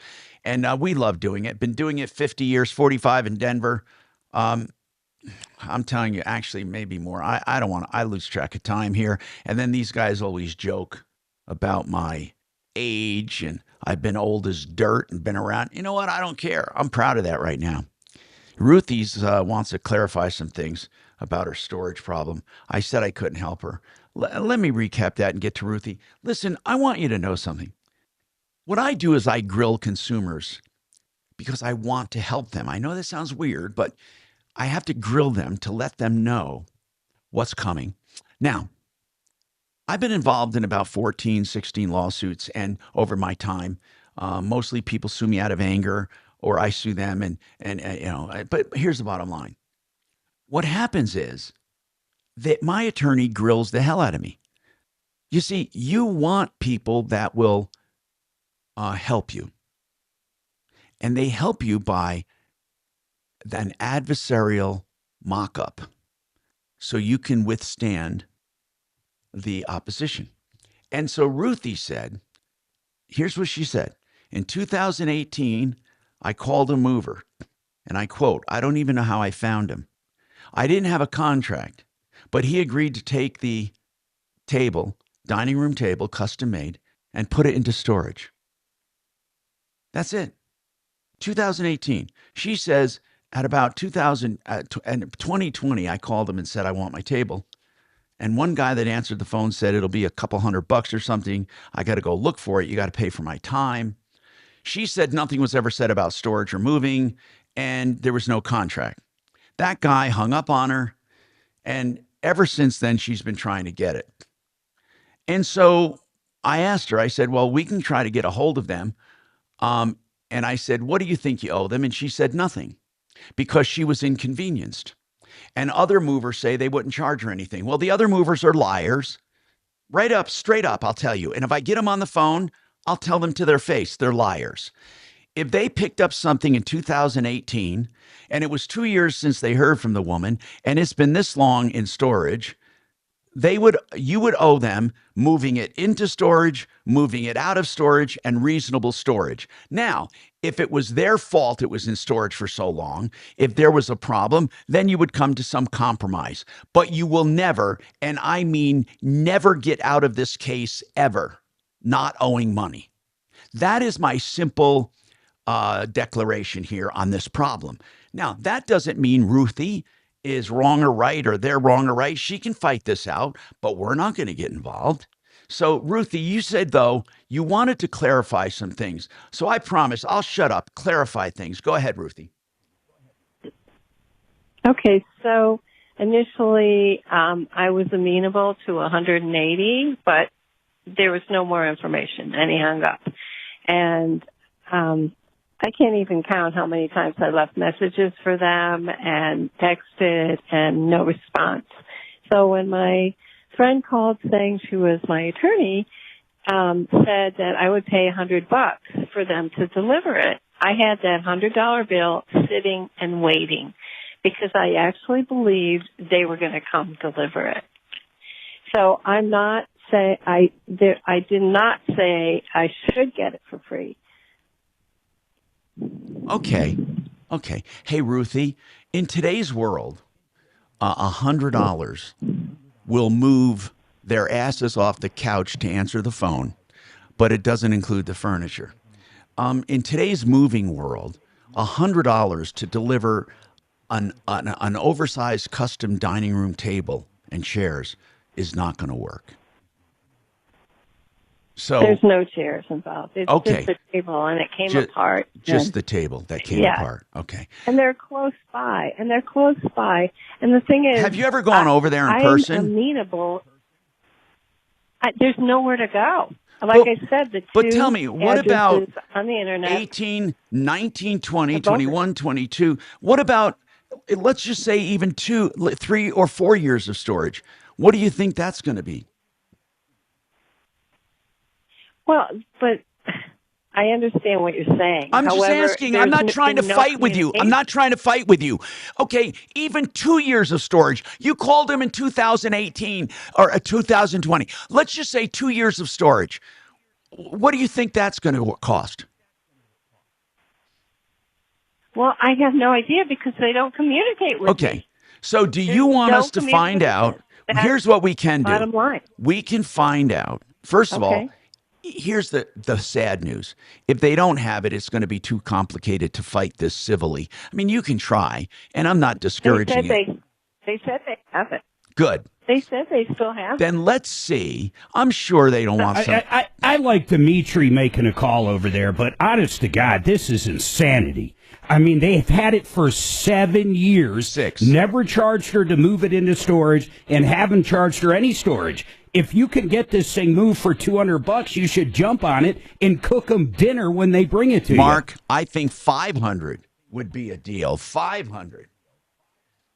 D, what Let's were you just gonna have say? Dimitri call over on D, the what were next you gonna break say, and see bro? what they have to say. D is the. I'll be happy to call them. I think this case is self-explanatory, which is, if they still have the couch, then the caller will have the option. It's a table. Oh yeah, the table. Sorry, then It's okay. The caller should have the option. There's no chairs, though. No chairs. And the table comes apart. I can't believe they still have this piece of furniture, but I'll call and find out what's going on with it. I would have called it Yeah, abandoned. I don't know why they would. But I agree that if they have it, what the hell? Why should they make it difficult? Let's just try to negotiate something. I mean, if it was just sitting there. Okay. So Ruthie, Ruthie, what's the value of this table at this point? Well, we paid $4,500, and that was like 30, 40 Wait a years second. ago. Wait. I swear you said your dad and someone made it. No. My daughter's dad, my ex-husband, and I had it custom made in Boulder Okay. many years. You had it made. I get it. Right. okay. Do you want the phone number? Yeah, we're off the air. Yeah. Okay, so let's do this. Can you get this information for Deputy D? And then Sure. I don't know what furniture doesn't hold value very well except for antiques and stuff. But a Hendron, for example, a high-end table, brand new, is anywhere from $5,000 to $10,000, and that's with table and chairs. I don't know. I don't think she has a prayer here unless they just want to be nice. Okay, 303-713-TALK, 303-713-8255, 888heating.com, the best place for high-efficiency heating and cooling equipment. And they say, put them to the test. You won't get it any lower anywhere. 303-770-2776. Oh, we didn't write anything. Become the Banker 120. Joe standing by. Is that the only topic, emergency funds? Control between payroll. Yeah, did you want us to get more out of him? No, I got it. I'll take it. If you need to hit the, okay. Hey, 30-second K&H. Become the banker in a 30-second K&H. Thank you. Millions of data points every second. If your identity's stolen, they'll fix it guaranteed or your money back. Don't let identity thieves take you for a ride. Save up to 40% your first year with promo code CLAY. Visit lifelock.com. Terms apply. I've known Joe Cano for 30 years, and he offers alternative investments for people who want security and guarantees. And let's talk about emergency funds, Joe. How does that work into it? Go ahead, sir. Well, Tom, we're taught in financial planning that people should have at least 3 to 6 months of monthly income or 3 or 6 months of monthly expenses as an emergency fund, because life happens, right? Yes. It could happen. If the furnace may go out, you may get laid off, or whatever the case may be. You have to have an emergency fund. Yes. So you know what I was thinking this morning? Why not create an emergency fund for market-based investments? People that have like a 401k or an IRA that's invested in the stock market, it's okay for them. If it's okay for them, they should stay invested on those accounts, but not all the money. Of course not. Why don't not. they take a portion of that money and invest it in a safe, guaranteed solution that they can't lose any money. Hey, Joe, can I think ask you a agree with question? me. Let's Yes. say I have an annuity and I want to turn it on in 10 years for income. But let's say in year 7 or 8, I have an emergency and I want the income early. Can you annuitize it earlier? You can annuitize it anytime you want to. You can annuitize it after the first year, this annuities that we have. So you don't have to wait the full 10 years. That 10 years is only like a benchmark. You know, that's where the annuity will grow between now and 10 years from now. So the longer you keep it, the bigger the pot of money and the bigger the payout will be. But you don't have to wait 10 years. We have people that turn the income on after the first year. So, that's good to it's know. Very flexible. So that can be very flexible. That can be an emergency fund, the actual annuity itself. Oh, absolutely. Yeah, and in addition to that, Tom, they don't have to turn the income on if they have an emergency. Our company will allow anybody to take 10%, up to 10% of their whole account value as an emergency withdrawal every single year. Okay. So they don't have to annuitize it. Thank you. And that is Joe Cano, mymoneymyway.com, 303-779-6600. Hey, K-Nation Home Solutions, somebody we've represented for years, one of the oldest home improvement companies in Colorado. And they have the Alpin window made here right in Colorado. They also have siding and doors, and they have all kinds of solutions for you. K&H, somebody I know and trust, and you can too. K&H Home Solutions, khwindows.com, 303-421-7100. Yep. Who wrote that note to me? Not me. I did. Okay, hold on a sec. Then here, I got something to write to you. You were way the fuck over. There. Dude. There. I don't see anything. I see it. Ooh, it's nice and large on the screen. And then move the rest of K&H's to, we'll move them till tomorrow. But fire them off. Well, tell me what you want to do. You want me to hold them? Yeah, just fill them. Okay. And then do what I did with 888? Yeah, then we'll just bump them, yeah. Okay. Got it. See how cooperative I am? Did I say, hey? It's like... You're easy peasy. And it's how on time he is. Wait, it's even more wait. You didn't hear what Suze just said, man. I'm easy peasy. Easy peasy. Thank you, Suze. You know, Mark, if the truth be known... He's cheesy. He's breezy cheesy. Suze is my partner, by the way, if the truth be known. Yes. Thank you. Yes. Right-hand woman. Yes. I like the left hand occasionally. It's like the stranger. Mark's the left-hand man. I'm Yeah. the right-hand woman. He's stepping out. Well, when I'm driving, it's got to be your left hand. Shannon is stepping out on himself Such and an using the ass. left hand. Yep.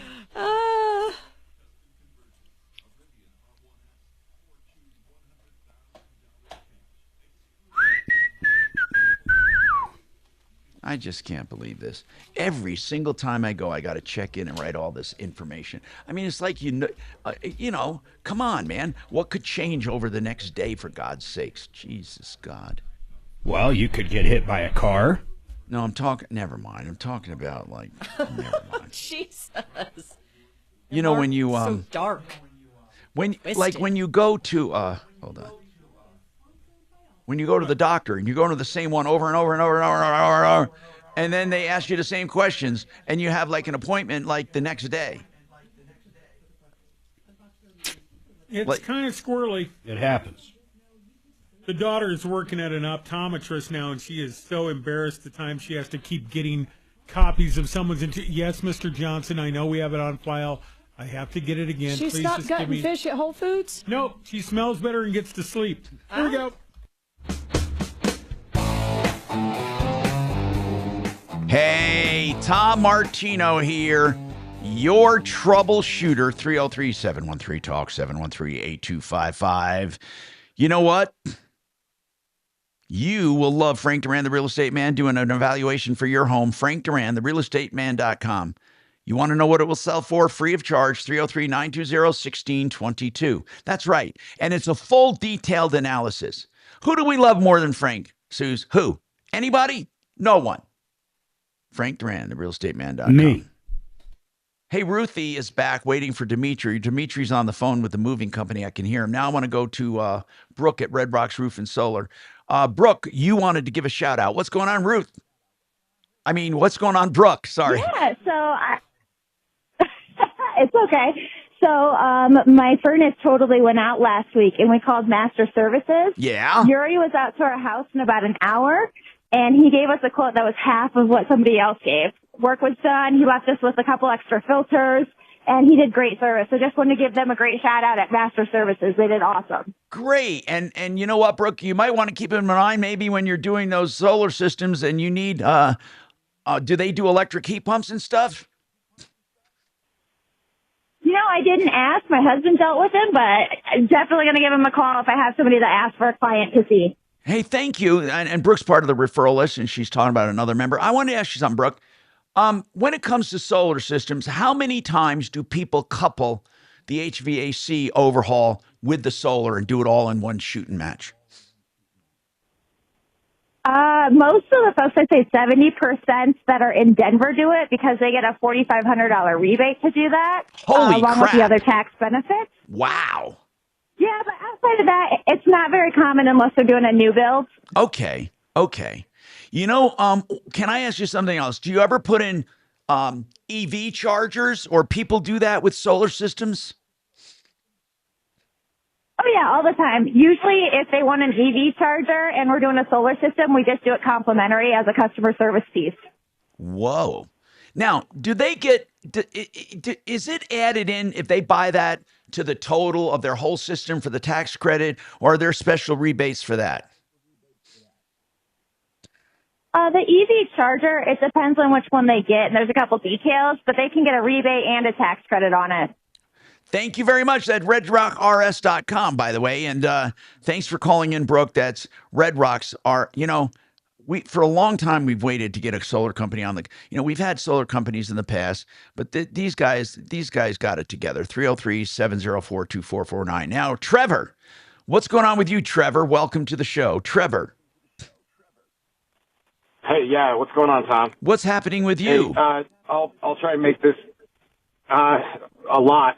So dealing with an issue right now that's gone all the way to the legal part, and it's super frustrating. So back in April of 2024, my wife noticed in the wall in our kitchen what looked like signs of water damage. So she Googled it. It's what she does. Found out the thing to do was to call a mitigation company to come in and take a look at it. So she found Restoration One, called them. They came out to the house. I filed a claim that same day with our insurance, American National Insurance. That kind of got the ball rolling. Restoration One told us that they would, deal with insurance to get this whole thing figured out. Like, they reassured us that, we're in good hands. They're going to take care of us. They set up these big air scrubbers and dehumidifiers in the kitchen, and also on the other side of that wall is our bathroom. So they set them up on both sides, just to make sure that, there was no, if there was mold, we're going to be taken care of, whatever. A few days went by with these machines running. They kept coming by to check on them. Apparently, from our understanding, they were negotiating with insurance to see what the next step was. A week or so went by, and these machines were running in our house all day, every day. They would come out to check the numbers on them or whatever. Cut to several weeks later, they're still running. Every time they come out, my wife's asking them, do these need to be running? This seems expensive. What's going on? They're like, don't worry about it. Insurance will take care of it. A long story. Insurance was not handling it. They were not taking care of it. So we finally got a public adjuster involved. Once the public adjuster was involved, we were able to get a few payments from insurance, as well as a payment for Restoration. Why wasn't your insurance? Why did you have to call a public adjuster? I mean, that's a good move, but why did you have to call one? Did they turn down the claim? They did not turn down the claim. They accepted it, but they weren't making full payments. When Restoration One finally got to the demo portion of it, they took out the the entire tile floor in the bathroom, drywall on that shared wall, the vanity, the sink, the toilet, and also damaged part of the tile surround in the shower. And then on the kitchen side, they took out drywall, you're not answering my 2 question. lower Well, you're not answering my question. Why'd you call a public adjuster?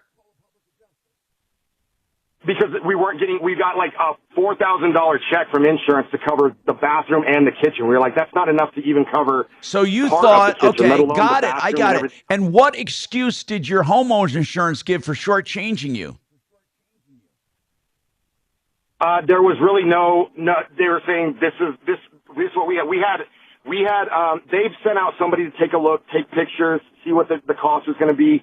They came up with their estimate. We went along with that, assuming they knew what they were talking about. When they came back with that super low number, we were like, well, that's not even enough to like replace the cabinets that got taken out. What let alone, public adjuster everything What else, public tile and adjuster did you call?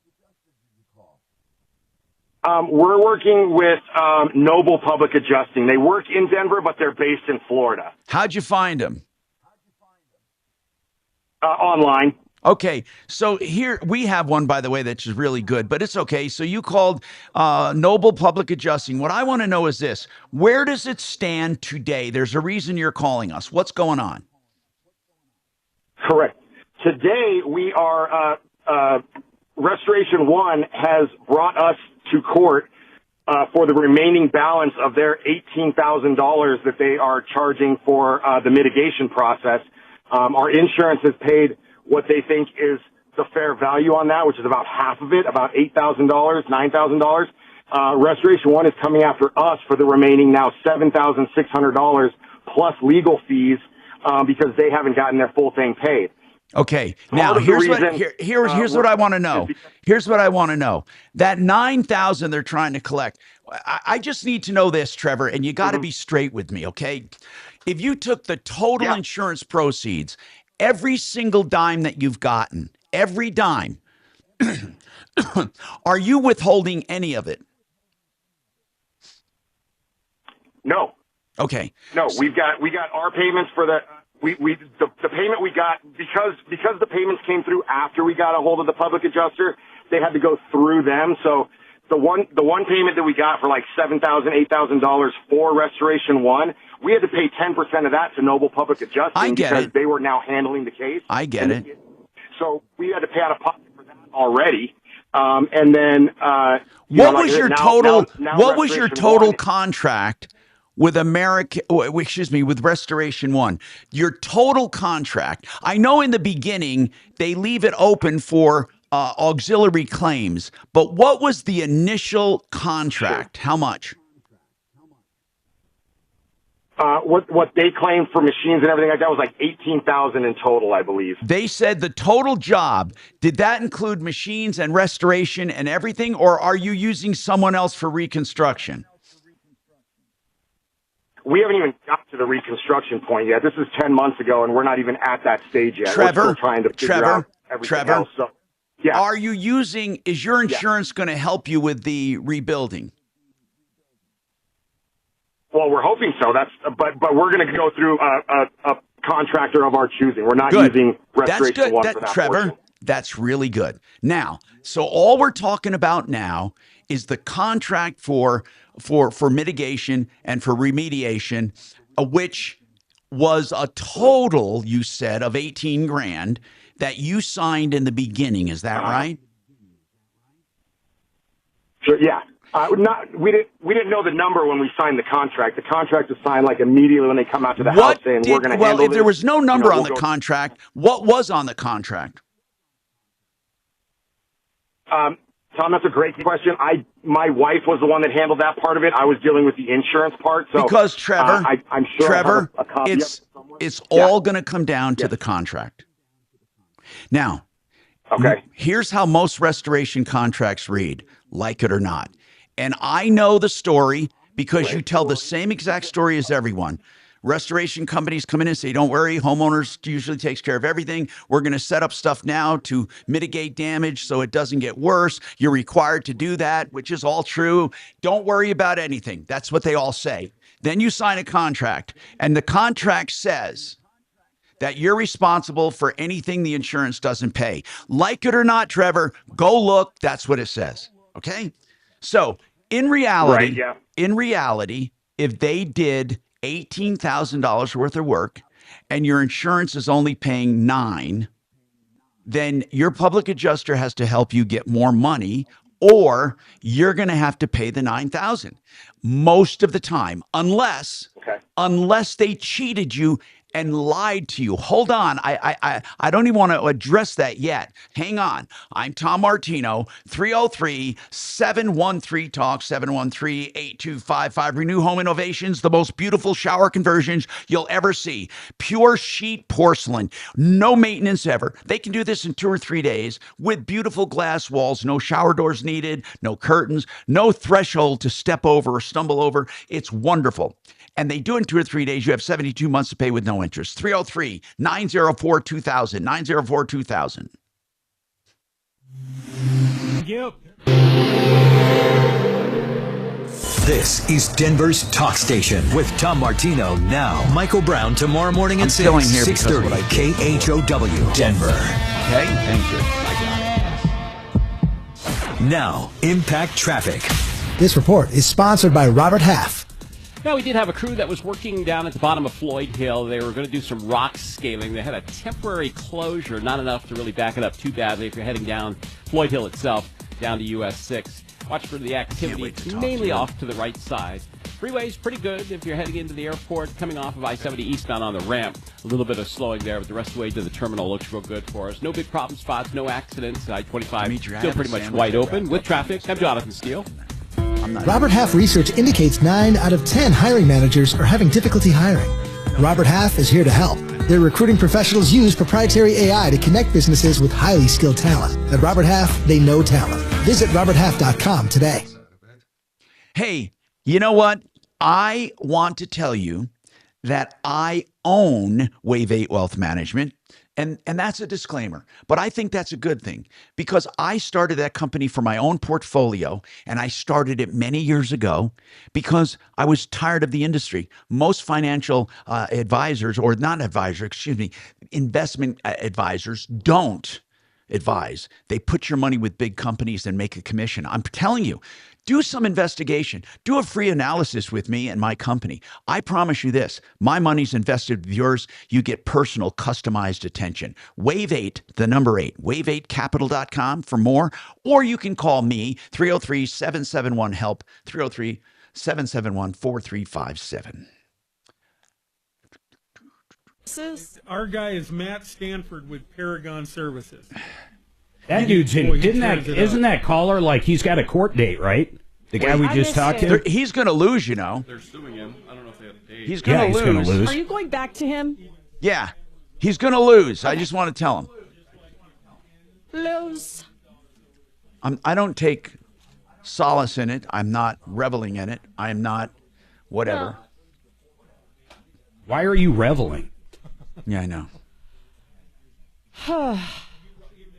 It just doesn't get old. I can't help myself. It's like, just can't help myself. The abuse I have taken from him for 30 years. Do I have to check in on every one of these fucking things? Are you shitting me? The cussing I've had to listen to. Every single one of these I got to check in on. You're filing a suit now? Is that going to be a class action? You know what? Let him file a suit. I'm going to countersue for respect. I can't wait for the discovery phase. We get to dig through his sock drawer. You know, I'll tell you what.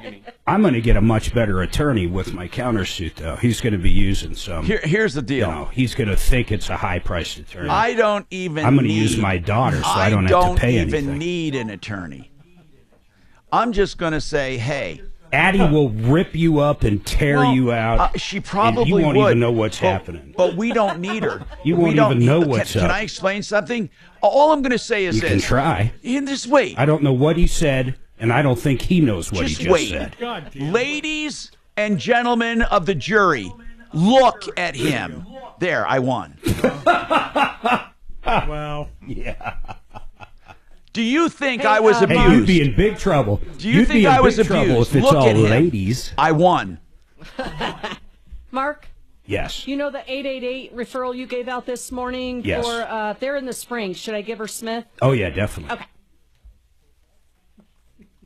Okay.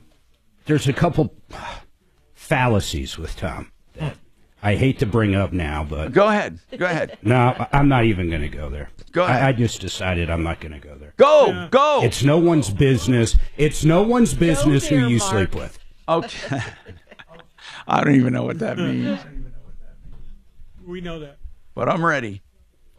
It's kind of funny how Dimitri's over there all the time. Okay, so you're insinuating that we have a bromance. No, there's no I insinuations will say I respect there. him deeply. He's a good man. I shouldn't have used that word. I respect him immensely. Jeez. Ring the dinger. Ring the dinger. Hey, Deputy Dollar. Yes, Tom. Why don't you buy my X7? Get rid of that little toy you have. I know, it's a good deal. You should get it. I might consider that. $100 a week forever. That's $400 that's a month. easy peasy. It's not a bad deal at all. I'm going to tell you something. I never said $100. Never. I thought that's what you the did whole yesterday. I thought that's what you said Okay, yesterday. first of all, now I don't want to get into this. I'm going to ask YouTube. I'm putting up a poll. Oh, no. Oh, my God. Please. I'm don't. putting up a This poll guy is because just yesterday you said that. This guy's pissing me off. There we go. Did Tom? You know what? You know what? Can hey Shannon? I'll give you $5 if you run in and smack him upside the head. Suze, I'll give you $5. Actually, you should give me $5. If he came in here, I'd grab him by his lanyard. You'd Peter Boyle him? I'd Peter Boyle you. All right, here you go.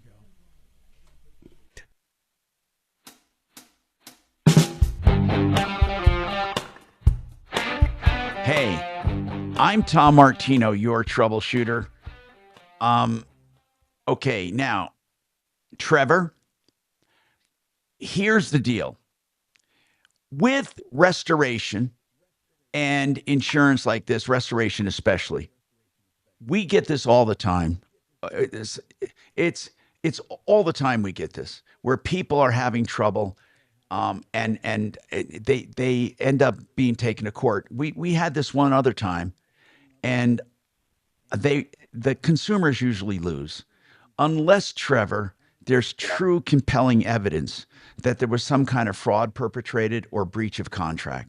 So let's just go right there. Was there anything that you and I don't just mean your feeling or what he said, she said, they said, we said. I'm talking about stuff that you can really put your finger on. I mean, I don't think there's anything from a contractual standpoint that was done wrong. It's just, I don't know how we would even go about proving that they're overcharging. Like insurance responded, saying this is what we accept, this is what we're not accepting, and this is why. Trevor, insurance is the worst. Yeah. Insurance is the worst barometer you can use for what's appropriate to pay. Right. In fact, that public adjuster, let me ask you something, man. That public adjuster, is he mentioned to go to the next step where they get a referee involved? I mean, this is your insurance company. There's 2 more steps that this public adjuster should be helping you take. And if they're not, I mean, you hired someone that sucks. Yeah, how did they come up with $9,000? I mean, what is your that's good, Mark, thank you. What is your public adjuster doing? Not a lot, honestly, and that's part of our frustration. Like I said, they're based in Florida. When the hurricane happened, we lost contact with our claims adjuster for a long time. Well, Trevor, can I ask you why? May I ask you why you went all the way to Florida to find a public adjuster? Like I said, it popped up as Denver. They're just based in Florida, and that was the first one that popped up that had good reviews, and so we went with it. We were kind of in a bind. We were frustrated and struggling with insurance, and that's where we happened to go. Okay, I get it. You know what, man? Hold on. I'm doing this. I'm doing Public Adjuster Denver just to see what comes up. You know, I would hope our referral list, we usually get really good SEO here. Let me see what we got here. Yeah, he gets all these sponsored ones, of course, because they pay out the nose. But then you get a lot of them from Colorado. I mean, okay. Hey, Mark, we're on the front page. We're on the first page.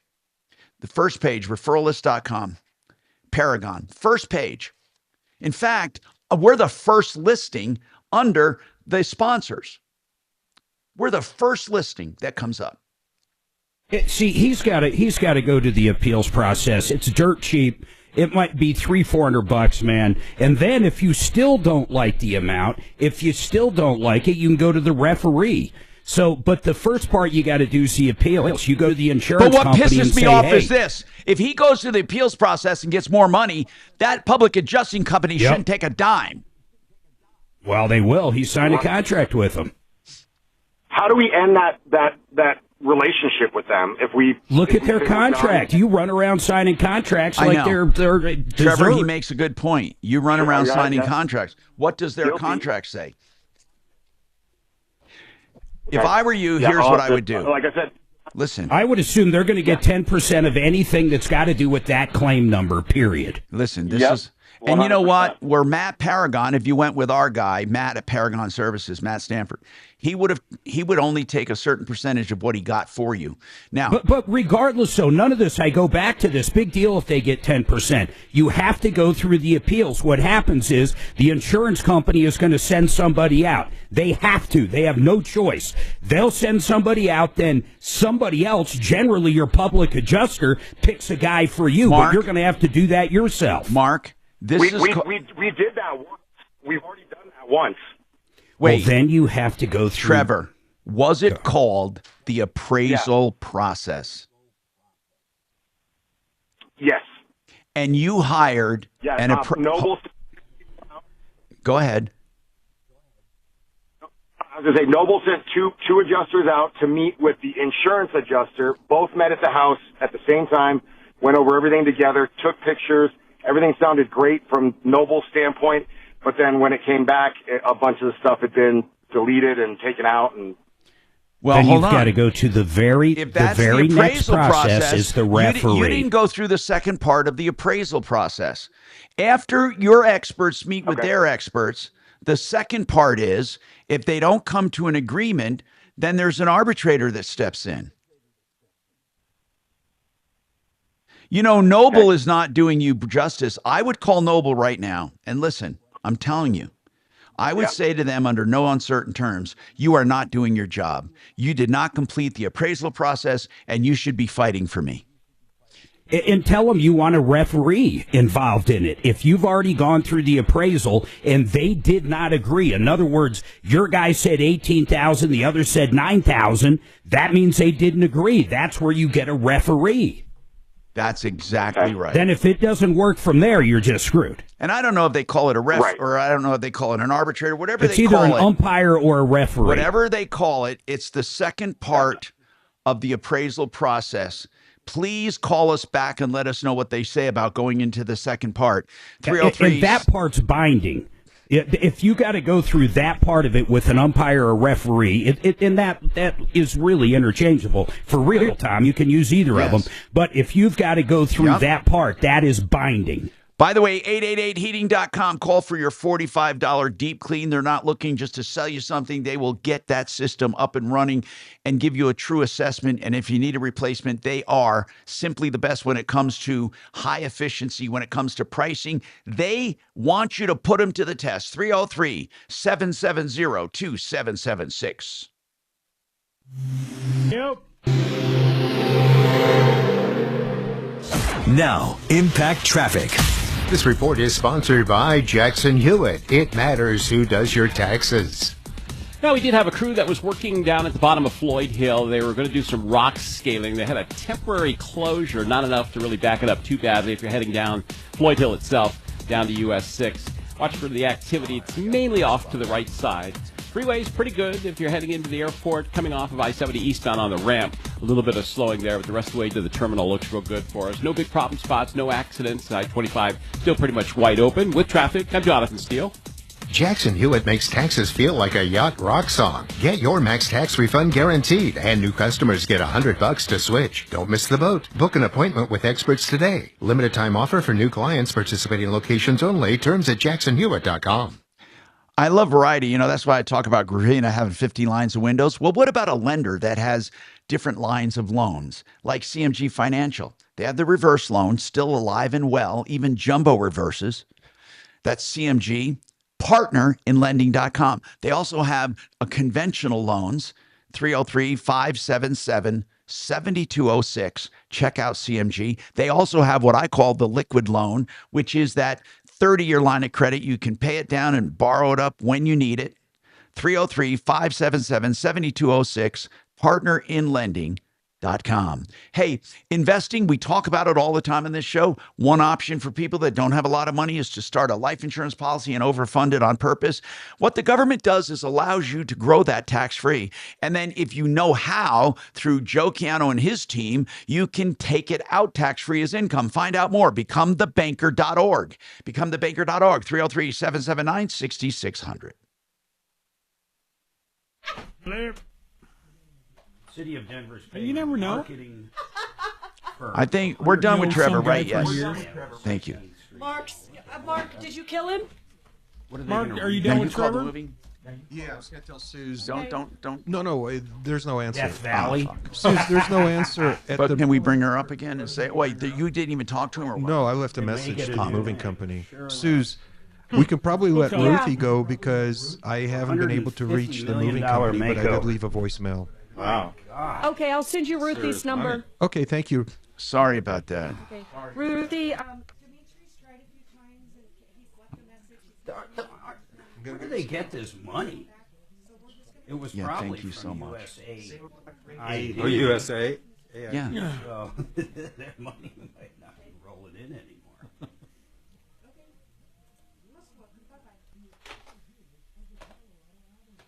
I remember when you could drive down 16. okay, Trevor, we wish you all the best. Do you have any other questions for Tom that I can hold you over for? I told you what we called it. You cringed. What was that? You went up 15th Street and down 16th Street at night. Oh, Yeah, right. Definitely. Right. As you move forward and work Polish with what fancy. he's told you, if you have any other Oh, questions, I come up don't with remember anything that. else, give us a call back. We'll get you back on the show. I'm older than you. When we first Those moved kids. here, Sure, best we you got go back. married like a year after we moved here, if not quicker, and we flew out on our honeymoon at Stapleton. I think that was when did DIA open? I think that's the only time we ever flew out of Stapleton was our honeymoon. I want to say in the 90s. I should know that. It was definitely 90s. Yeah. So we flew out of them in 93, and I think DIA opened like 94 maybe.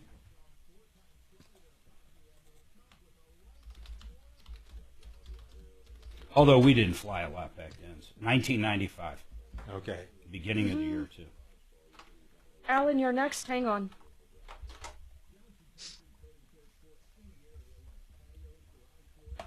Yeah, that boy's got something in him. He's kind of mean.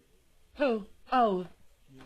Yeah, I remember going out to Stapleton, and you go out. I had to pick up our dad several times, and it was a gate. I mean, you go out behind this chain link fence, super good to me. and then the plane would just be parked in front of you. Because he knows that he's got. Then they'd let people 20 years. I threw him off. Well, pre-9/11, it was all different. Yeah. Oh yeah. You used to be able to go out on the concourse. Yeah. Where the air conditioning units were, and sit. I'm looking for Yeah, it's probably Tom. true. Yeah. Please let us know. I thought you said to call you back at 1, Some bro. of the new Frontier gates now are so far away. If you haven't been to A Terminal. Oh yeah, they're clear on out east. Oh my God, it's like it is so. A mile walk, huh? Yeah, it's got to be easily a half mile. I mean, it's got to be, I would say, easily a half mile. You go all the way to like 44, then you go down escalators. Yep. And then you go around this long winding thing, and then you have another corridor that goes a quarter mile. It's just insane. And then you've got to go outside and go up the stairs to get on the airplane. They don't even have the walkways. Those are the best, man. Going on the tarmac, Just getting as on the you plane. thought Frontier He's couldn't not get any listening. cheaper. He's never listening. They should have let them merge it. I want to see if this works, people. Spirit? Spirit, yeah. Trumpet men might let them. Wait a minute. I turned it on. Why isn't It's it on? cold as shit. Oh, it's the best. Okay, what'd As a you matter do of fact, now? when I get on the charter, if I don't get to come through the back door, I always tell the flight attendants, ladies, it's not going to be a lucky trip. I didn't get to come in the back Testing 1, door. 2.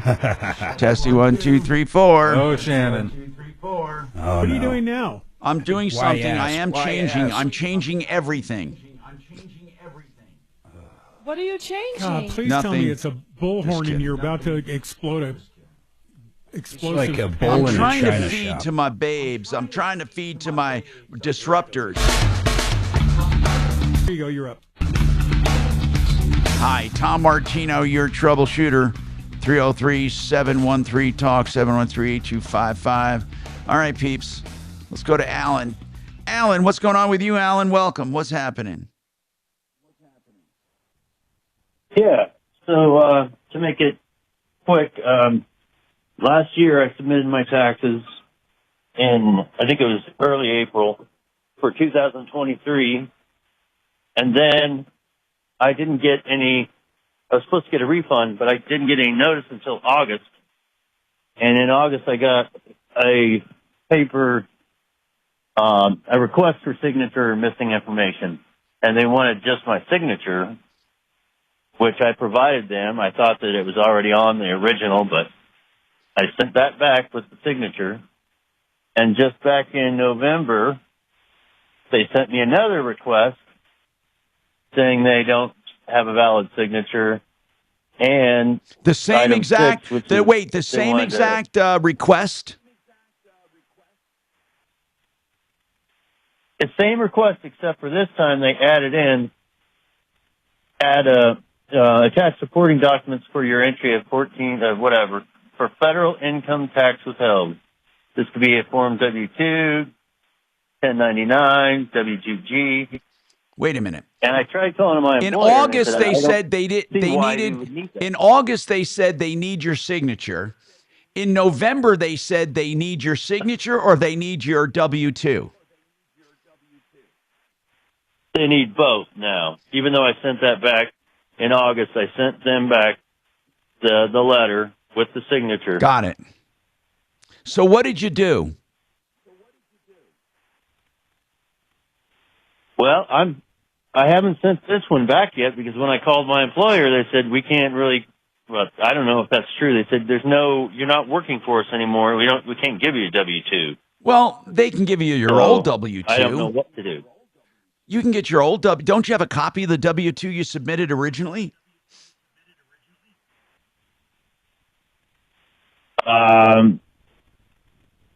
Yeah, I've been looking for that and I can't find it, so I'm going to have to call them, Alan, I guess, again. Alan, this was in November you got that notice, and now it's February, so you waited, right? So you never sent in that latest request, right? No, because I don't know. Yeah. Okay. I tried calling my employer Got to it. get it, and Yeah, got it. All right. This doesn't sound like a big I've deal. got to get that. Doesn't sound like a big deal. Your W-2, you don't have a copy of your return at all? The one you submitted? Yeah, I do. That has your And W-2 I on it. looked back through that. Yeah. It should have. Let's see. I've got the full printout here. Let me look. Alan, that W-2, is it a PDF or is it a printout? If you have a PDF, you can just take that one page, the W-2, and resend it to them. You know, it's not unusual for them to make a request more than once about things. I don't know why. They just seem to be screwed up.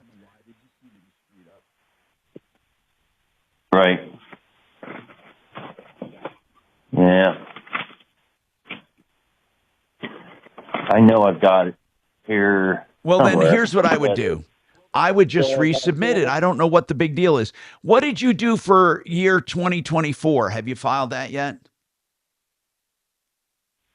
No, not yet. I wanted to get this cleared up at first. Yeah, but don't go beyond the deadline for 2024. Of course, you have a long time. I mean, you have until October with a number of extensions, but just don't get screwed up. Look at Alan. I think I answered your question, although I'm not sure it was that complicated. Take the old submission and extract the W-2. Give them your signature in the W-2, or you may want to resubmit the entire return and say, here it is. You seem to be missing things, and this is how I sent it previously. It has everything you want. 303-713-TALK, 713-8255. Nick Gravina, you have a home show special. Now, when are you going to be at the home show? We're actually not at the home show, but we like to bring the home show to people in their homes. Okay, good. And by the way, the home show is a big deal for people, but like Nick says, a lot of times the benefit there is, you shop around for deals, right? Or you shop around under one roof. Nick says they're going to give you a home show deal anyway. So let's do it. And you stay tuned. And as soon as we come back, I'm going to let Gravina Windows and Siding tell you what their special is. And we are going to take advantage of this special, whether or not you go to the home show. I'm Tom Martino. Very nice. Hey, here's a couple things I want to know. Is Nick there? Yep. Nick, listen. Yep. Why I don't know. I don't know this, but we always give out, because this is the one I was given, GravinaWindows.com. And then up here, Suze wrote down Gravinas.com. There's some stuff on the table outside. I like Gravinas.com way better. Can I start using that? Yeah, because that's the one that we have Gravinas and Gravina Windows. Yeah, the reason I like Gravinas.com better is because Gravina Windows, people always put in Gravina's Windows. And I just like Gravinas.com. If I can have permission to start using that, that's the one I'd prefer to use. Of course. Then the next thing is... Oh, yeah, it's easier. And the next thing, I never knew this, damn it. You should have told this dummy, but I didn't know your frickin' number spells Gravina. Yeah. Call or text 303 Gravina. Nobody done explained that to me before. I think I put that one of the first times we were on in the notes that we could say call or text 303 Gravina. So 303 we try to press. I mean, how cool is that? Yeah. I didn't realize your number spelled Gravina. We actually have the 970 Gravina too, and I've been trying to get the 720, but it's some teenage girl that's trying to bait me with a Harley Davidson. That's my daughter. No, I'm just Tom, are we going to have to start explaining things to you with a puppet so it holds your attention? You know what, Shannon? I'm telling you that I'm going to make a date to come down and open up a can of whoop ass. Yeah, you'll forget. Nick, don't be laughing, bro. You're going to be a witness in my lawsuit. Don't be laughing. Hey, I'm impartial. He'll put it in his Google Calendar. Then he won't touch anything, and it'll disappear automatically. Oh no! Now that guy. Now I need dragging like a hole in the head here.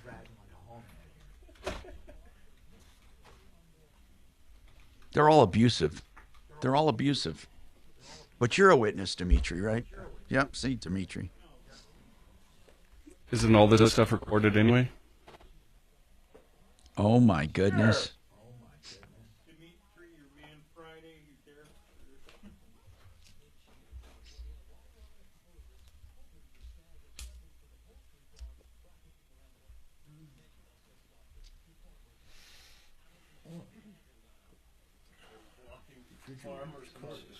Is it? Walking to farm. I mean, he's proud of himself for that one, I'm sure. Is that what they were? He's walking back with his music going, yeah, you had brownies about 3 days ago, and I've eaten the whole thing.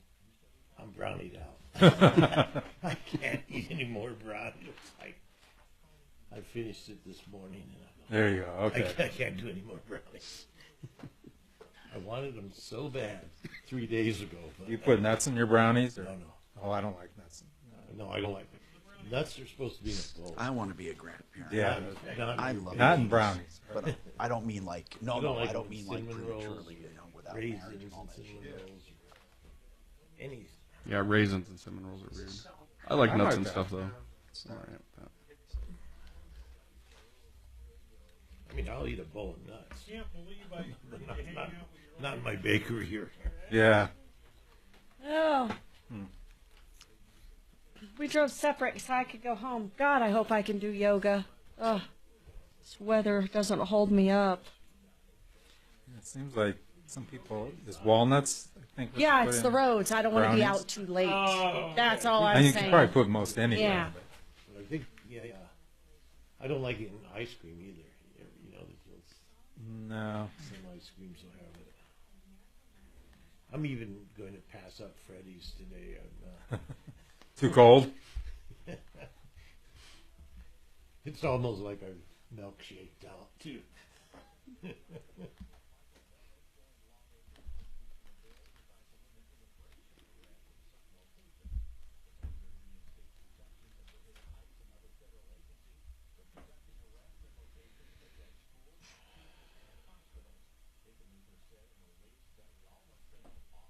Uh-huh. It's a nice couch. What's the emergency? Oh, I don't know. Do you want me to send its picture out if you do? It's a nice couch. Yeah.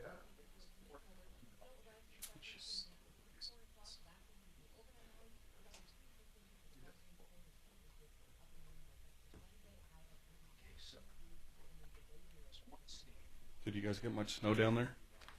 No, in fact, I think it's kind of missing us. I mean, we had a light dusting overnight, but like nothing. There's more here for sure. Yeah, they say we're still supposed to get some tonight, Right. supposedly. Usually, well, even tonight it looks like it misses Palmer Divide. We usually get way more than Everybody. Right? Yeah. Yep. But this time Palmer Divide, although a lot of times they say that, then we end up with, a foot of snow. Right. That's how it works.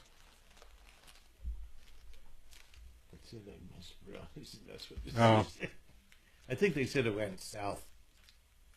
What's that? The snow The storm. snow No, it the weather. went south, kind of missed all of us. Oh. We were in Monument over the weekend, and it was cold and a lot of wind. I A lot bet. of wind. Yeah, it was really cold down there. You live down there? No, my son had a hockey game down there. Oh. We're all over the place with that. I think that's where your buddy's from, right? Monument? Down at the Rampage, I think. His friend's kid played down there. Oh, he's gone. Okay. Oh, the guy from Irvine? No, the Granite place. I think his son's played down Is that who it is? I don't know. there. Yeah. I was talking about one day. I can't think of his name right now. Oh, he lives up okay, in Evergreen. cool. I call this Yeah, guy. that's right. Hills, I think but he that's drives down to that's crazy. Monument a lot. That's crazy. Right. Oh. Yeah, we play for Boulder, so but we live in Denver, so. But, yeah. Yeah. When I used to coach soccer, I'd tell the parents, I could find a team in North Denver that'll kick our butts. We don't need to go all the way down to the Springs or Pueblo. Brian? Oh, yeah. It's the Martino Show. I'm going to put you on hold so you can talk to Tom here in a minute, okay? No. I was just. Thank you. Listen through the phone, please. 10 seconds, guys. All right, thank you. I'll see you. Bye. Credit. That's credit. Enter it now at khow.com. Keep listening to win on 630 KHOW.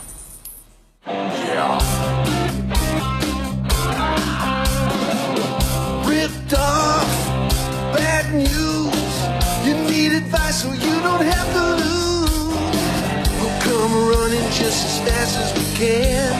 Troubleshooter's gonna help the common man. This is the Troubleshooter Show. Now, Tom Martino. Welcome to the show. I am here to help you. And you know what? That's a good thing because we do love helping people. This hour brought to you by One Clear Choice Garage Doors. Man, I love those people. 24/7. People say, why do they have to have an emergency garage door? Well, did you ever try to close your door and it won't close at night? You can't leave your garage open, especially if it accesses the house. Anyway, they have all of their prices on their website. Let me explain something to you. A lot of garage door companies have been taken over by big, giant private equity firms, and you think they're your wonderful local people. That's not necessarily true, but One Clear Choice Doors has kept that local appeal 24/7 service. OneClearChoiceDoors.com. Every price is on there for everything they do, from the door to the opener. Welcome. Let's, you see, this show is all about picking the right stuff, doing the right stuff, having the right information when you buy, when you sell, when you have a dispute, whatever. The show is about solving problems. That's what we do. Brian, for example, wants to talk about an HOA problem, an issue. I think it's a vole. Are we talking about a varmint here? What's going on, Brian? Yeah, well, for the past 3 years or so, I've been dealing with this issue where the homeowners association planted some ground cover adjacent to my property. And this ground cover actually provides a haven for voles. These are a small, almost mouse-like.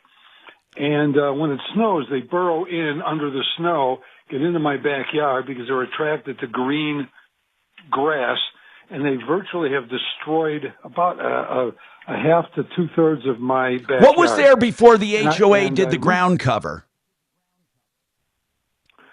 Well, I moved here about 14 years ago, and it was just plain grass. And after a couple of years, the homeowner association at the time put in this ground cover. It's like a juniper. What? Okay, And so it it's a lot provides different than grass, and it specifically attracts voles. Yes, because it provides them cover for hawks and other. Oh, I birds get of it. prey, I get it. So they hide under. Yeah, and then what they do is that they come out, and I find it happening more after a snow. We get a snow. I've actually looked out my window. I've seen these little critters come from underneath this ground cover that's adjacent to my property and go into my lawn. And then when the snow melts, my lawn is torn up just horribly. And I even had exterminators a couple of years ago. And then did you say they're actually getting in? They're actually getting into your home? No, they're not getting into the home. It's only damage to the backyard. Okay. So what does does the HOA take any kind of responsibility or say they will help you in any way? No. Basically, the comment that I got back from the HOA, and I'll kind of read it to you, says, we see this complaint fairly often in the communities that have open space.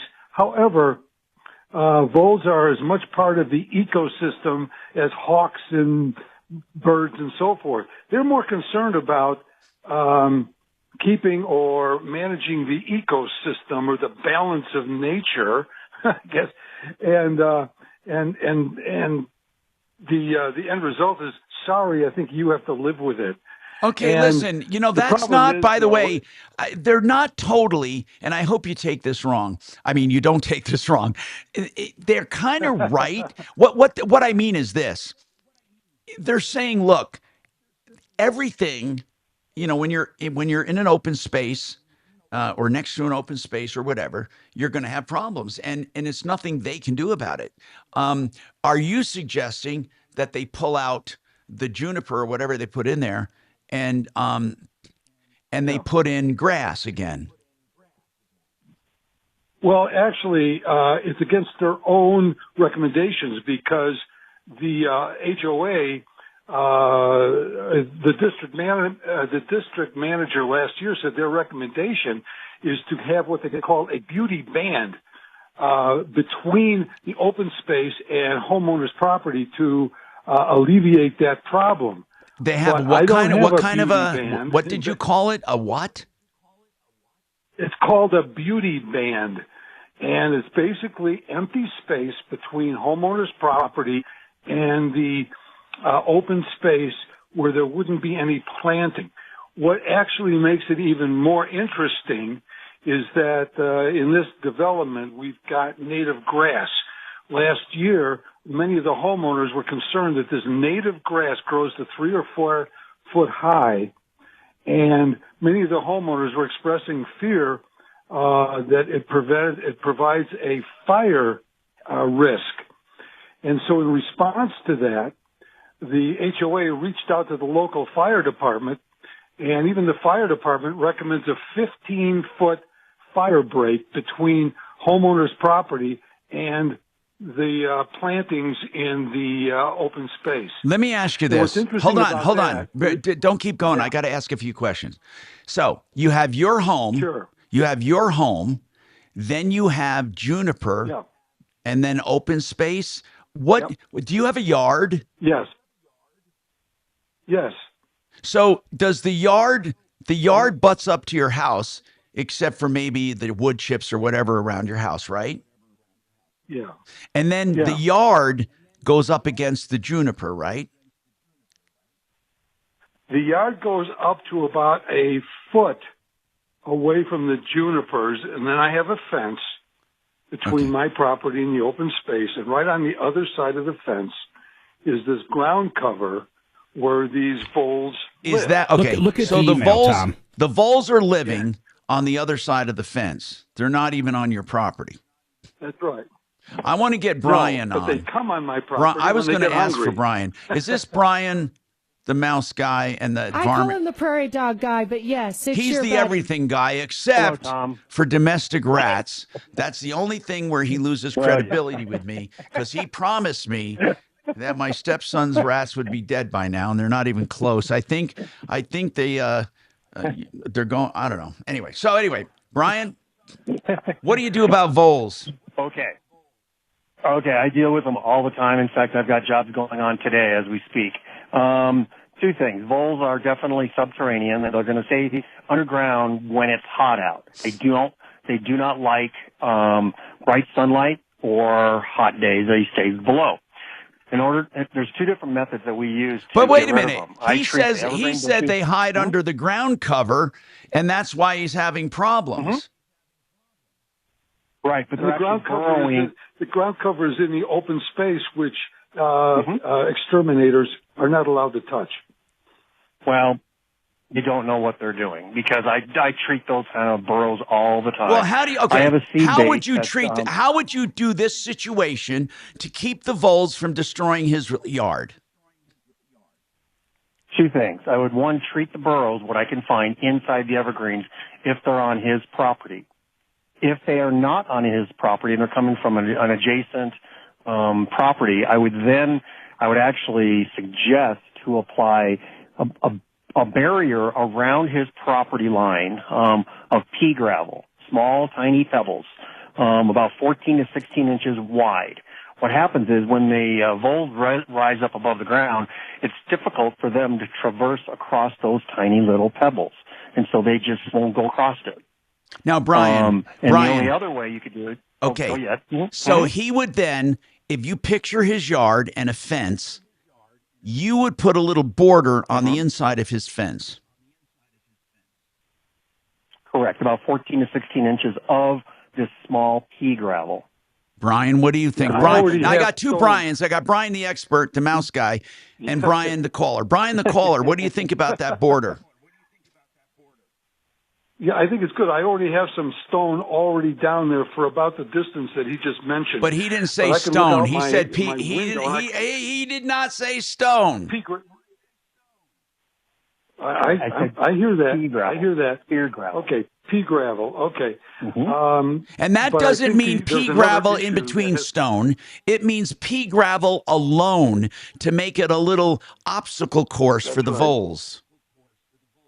Yeah. Correct. Right. I think the thing that with the homeowners is that because they planted it there against their own recommendation. Yeah, but see, Brian, you're not going to get, see, this happens all the time, and I call it jousting with windmills. You can find the HOA in violation. You can, okay? It doesn't matter. Because if the board and the people on the HOA are good with it, you trying to change it, it's going to be easier to put up the pea gravel. It's what I'm getting at is, but you may be technically correct, but you're going to spend thousands of dollars fighting it. Well, let me finish something here. It is their own recommendation Oh my that God. the plants not be adjacent to I homeowners' know property, that. okay? Therefore, what? Okay, hold No, on. there's one I other always, issue that I Brian, didn't bring finish up. this sentence. It's the HOA's own recommendation that they do not have plants adjacent, blah, blah, blah, without some kind of a beauty break. Therefore, finish the sentence. Therefore, finish the sentence. Therefore, I want to get financial compensation for the $7,000 that they're planting against their own recommendation that creates that haven for the voles that destroyed my backyard. All right, now, Brian, you're a sensible man, so I'm going to ask some questions. Number one, do you think they will voluntarily pay that? No. Okay. Number two. Number two. When you have, Okay, I'm asking number two. Number two, they won't voluntarily pay it. So number two, when you have evidence that you feel shows they have, and you've said this a million times, that they are violating their own policy, then you have what you are calling negligence per se, meaning that they wrote the rules and they're going against the rules, and that's all you have to show. So having this evidence, now this is question number two. If you present them with this evidence, will they voluntarily pay? No. Okay, now number three, what is your third option? What is your third option when people will not comply to a contract in fact, a third, it's not a contract, but it kind of is, because they have recommendations that you say, you're going to say you depended on, which by the way, you're going to notice, because I've developed 14 subdivisions, in the bylaws it says that if they have recommendations, they're allowed to break their own recommendations. But I don't want to go there because you're not going to believe it. But I will tell you, unless it's written into the bylaws, not as a recommendation, but as a bylaw, then they can go against their own recommendations for anything there. Anything at all, if it's a recommendation, not if it's a bylaw. But let's just say, no matter what, you're not going to believe it. What is your third option? My third option is to get to find some attorneys, which I've already reached out. That's right. And I can find you an attorney. Now, let me ask you this. When you hire an attorney, how much did you say your damages were? About $7,000. Okay, now, And do you believe that you are going to win this case for less than $7,000? I'm going to have to spend $7,000 every year. Okay, it's not a one-time deal. Okay. Every year. Because I'm going to tell you, because the HOA is not fighting with their own money, I am going to tell you how much it will cost you to fight them. A minimum of $50,000. A minimum. If you win, you spent $50,000 and you won. If you lose, you spent $50,000 and you lost. You will spend, and I absolutely guarantee it, absolutely positively, it will cost you 50 grand. Now you're claiming you're going to spend $7,000 a year in damages. Now Brian is on the phone, is on the line saying you can do a once and for all fix. But you won't do it. You would rather spend 50 grand to fight them, or you believe $7,000 a year will be your punishment. Yet Brian says you do this border and it's not going to be $7,000 a year. We got more coming up.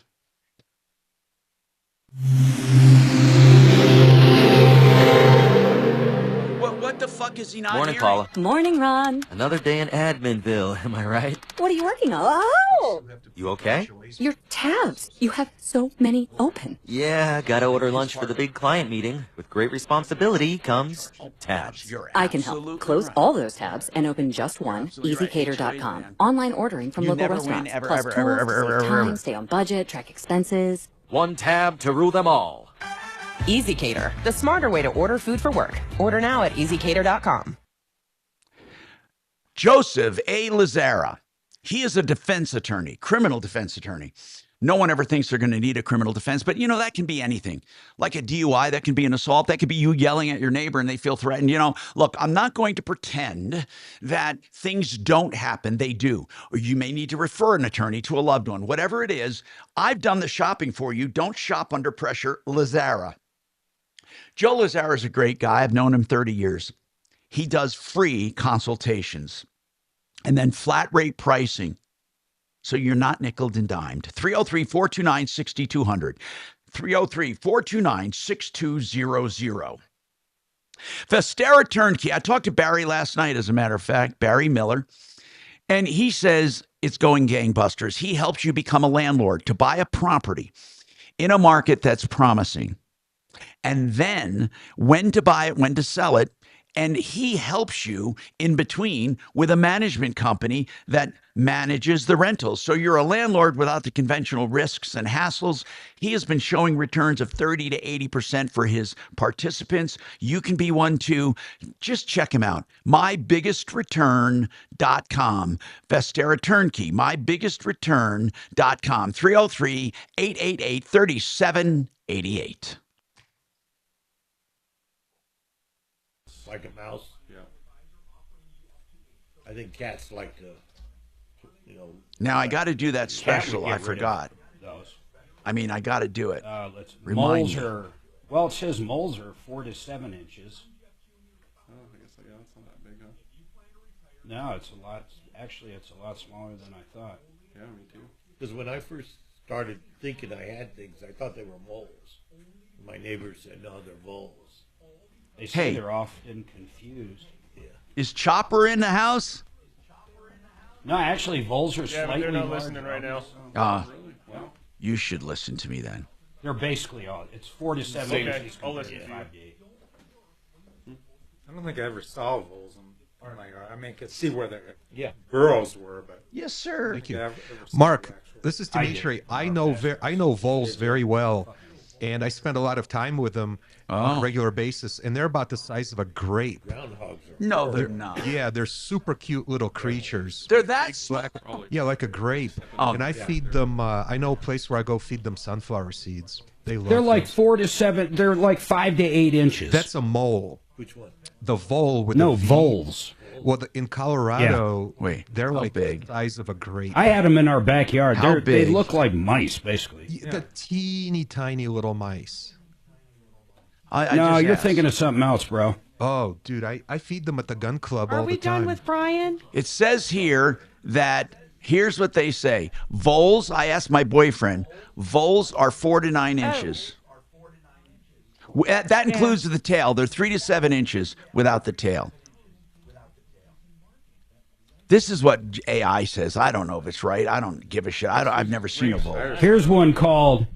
There's one called a pygmy jerboa, and it's like the size of a grape. Okay, I think Mark nailed it. I must have. I made a mistake. They're fucking weird looking, man. Shit, let me see. I got to look it up. What did you call it? What did you call it? Pygmy jerboa. Pygmy? Pygmy, Jerboa. It's hyper as hell, it says. Oh. It weighs 3 grams. I don't see it. It's only got 2 legs. It runs around on 2 legs. Oh, yeah. Is that what you said? No, my little voles have 4 legs and big black eyes and no tail. Maybe you had baby ones. Yeah, but year after year. Yeah, they could be baby voles, sure. Oh, they're so cute. Our beagle got rid of ours. We had them all over our pasture. Oh. That damn dog would sit out in the pasture and just dig at them all day, and about a month later, not one. Those pygmy jerboas, aren't they cool? They would make good snacks. Oh, they're so cute. Oh my God, that's disgusting. Look how tiny. Oh my! Look how cute that is. They have tiny little legs in the front. Uh-huh. Look how cute that is. I love rodents. Oh, they do have front legs? Fucking well, like a kangaroo, the little tiny one. Yeah, it looks like a T-Rex. That's funny. Like you at a dinner table picking up the check. Oh, look at that. Oh, how cute is that? Here's another little one called a Etruscan shrew. feelings are native to call 4 centimeters. They just found that. Okay, one in that's California closer. That's been on the books for 100 years with no picture. Oh, my. Shrew that they just found, and it's tiny. The pygmy. This one says, listen to this. This little Etruscan shrew has 800 stomachs. What? Wait. That's what it Spell that says. to me. Spell that for me. ETRUSCAN. Shrew. I see. As in, like, my mother-in-law. Are you shitting me? Look how tiny it is. I'm kidding. Look how cute. 10 seconds. You like rodents. You really I love rodents. This hour from the Trajan Wealth K-House Studios. Trajan Wealth, your trusted local fiduciary advisors. TrajanWealth.com. Like a little platypus almost. Hey, Tom Martino, your troubleshooter, 303-713-TALK, 303-713-8255. Anyway, Brian, did my expert hang up? Okay. Brian, He sure did. Brian, I want to ask you something. Again, I'm not at odds with you, bro. Why wouldn't you spend the money to just put in your border? Why would you try this long, arduous fight with the HOA? Because there is a more serious problem here. Because of the open space and the native grass that they let grow to be 3 or 4 feet high, many homeowners are concerned about fires, given the Marshall fire 2 years ago, and of course the recent fire out in California. And the homeowners association refuses to cut the grass down. Okay, that's So a they whole did go separate back to issue, the though, fire man. department. That's a whole separate issue. No, it's related to this. It's absolutely related to this, Tom. Let me tell you why. They went back and they went to the local fire department, and they said that homeowners need to have a 15-foot fire break. Okay. Between their house and the native grass. And this ground cover. Then I have a solution, Brian. Brian, you don't have to convince me. I agree. You don't have to convince me. I want to say, let's just say the HOA is 100% negligent or derelict in their duties. And they need to not only cut back the vegetation, but they have to keep the grass trimmed. By the way, is that open space part of the HOA property? It's not public land, right? Yes, and it was on fire last Saturday. I'm asking you, is it was part of an the actual HOA property or is it public? And you said yes. Which one is it? It's part of the HOA, and the Okay. only reason I'm concerned, I'm sorry, I'm getting a little anxious here, is because It was on fire. That juniper there is a fire. It's a fire hazard. I looked out my window Brian. Saturday, and Brian, the Brian, open space in back of my you house don't is on understand fire. something. You think repetition is going to make it more emphasized with me. What you don't understand is I hear you. You're saying now, in addition to varmints hiding under it, you have a problem, and so do other homeowners, with a fire break. I get you. You don't have to say it again. I agree with you. They should have a fire break. Now, here's what I was going to say. If the HOA is 100% derelict in not providing the proper break and not going by their own recommendations or by the recommendations of the fire department for a fire break, then homeowners who are concerned need to oust the HOA. And I don't even know if it's the HOA you're fighting or the management company, but you are an owner. So if you get enough owners to agree with you, then you can probably make an impact. Because the HOA, here's what's crazy. The HOA is not separate and apart from you and your neighbors. You are the HOA. But is it the HOA, the actual president and vice president and secretary treasurer, the ones that are being idiots, or is it the management company they hired? The management company.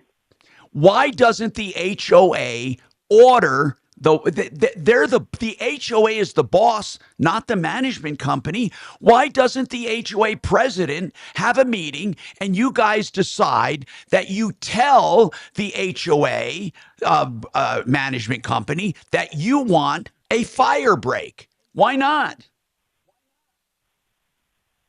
I'm going to be doing that this evening because they do have an HOA meeting this afternoon. Good. Where I'm going to bring it up. Good. And of course, the fire that we just had is going to really now, Brian. I don't want you to get lost in translation. Seriously, so listen carefully. Right.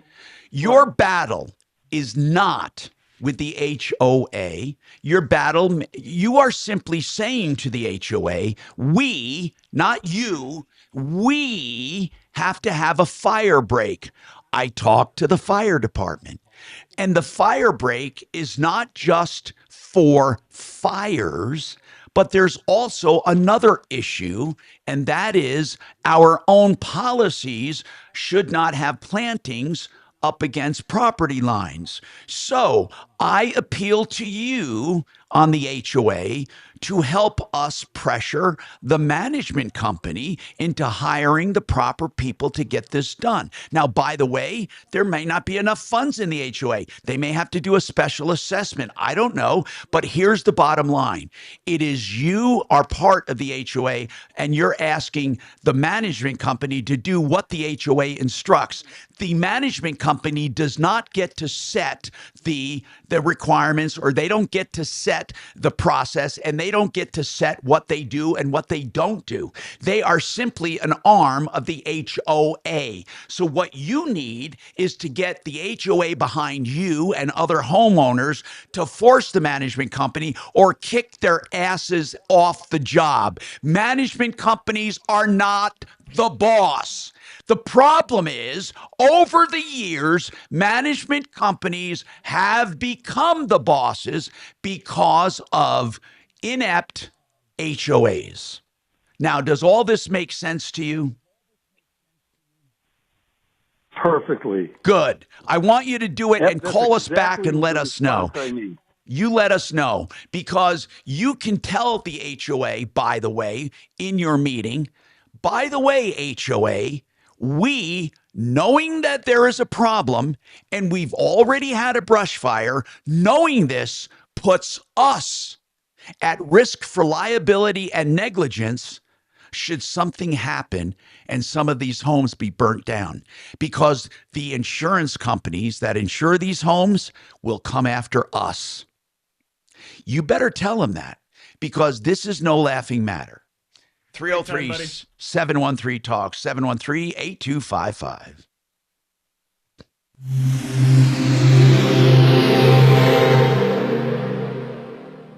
This is Denver's Talk Station with Tom Martino. Now, right? Dan Kaplis today at 4, 630 KHOW, Denver.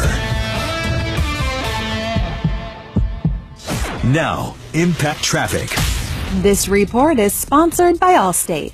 Yeah, very good lunch hour drive for us. Very light volume remains pretty much on the interstate systems, almost anywhere you're traveling, really. Watch for some slowing, though, on 6th Avenue if you're heading east over towards Calumet. It seems to be backing up a little bit in the area.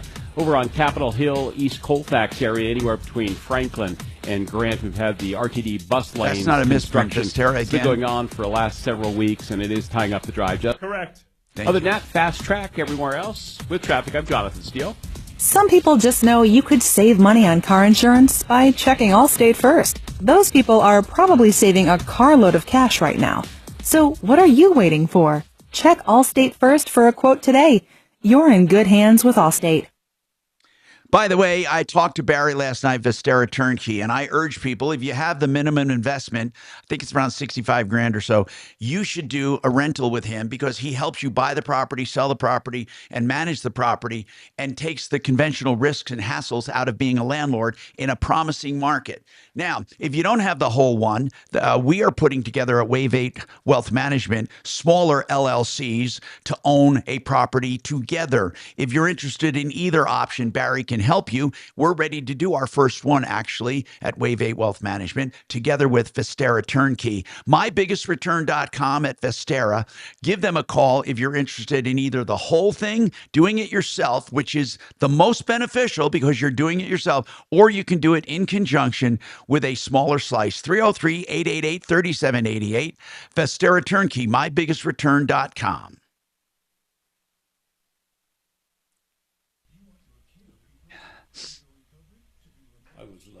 I'm going to do one of these smaller ones. Hey, Tommy. Yeah. You know what Mark and I did over the weekend? We got one of those heart scans. How do you feel about those? Which kind of scan? You know, the heart scans. Did you do the heart or the or the carotid? The carotid. Yeah. It's like okay. The EKG the carotid's and the good. Ultrasound. The carotid is a general indication, but normally you want to go a little further and do.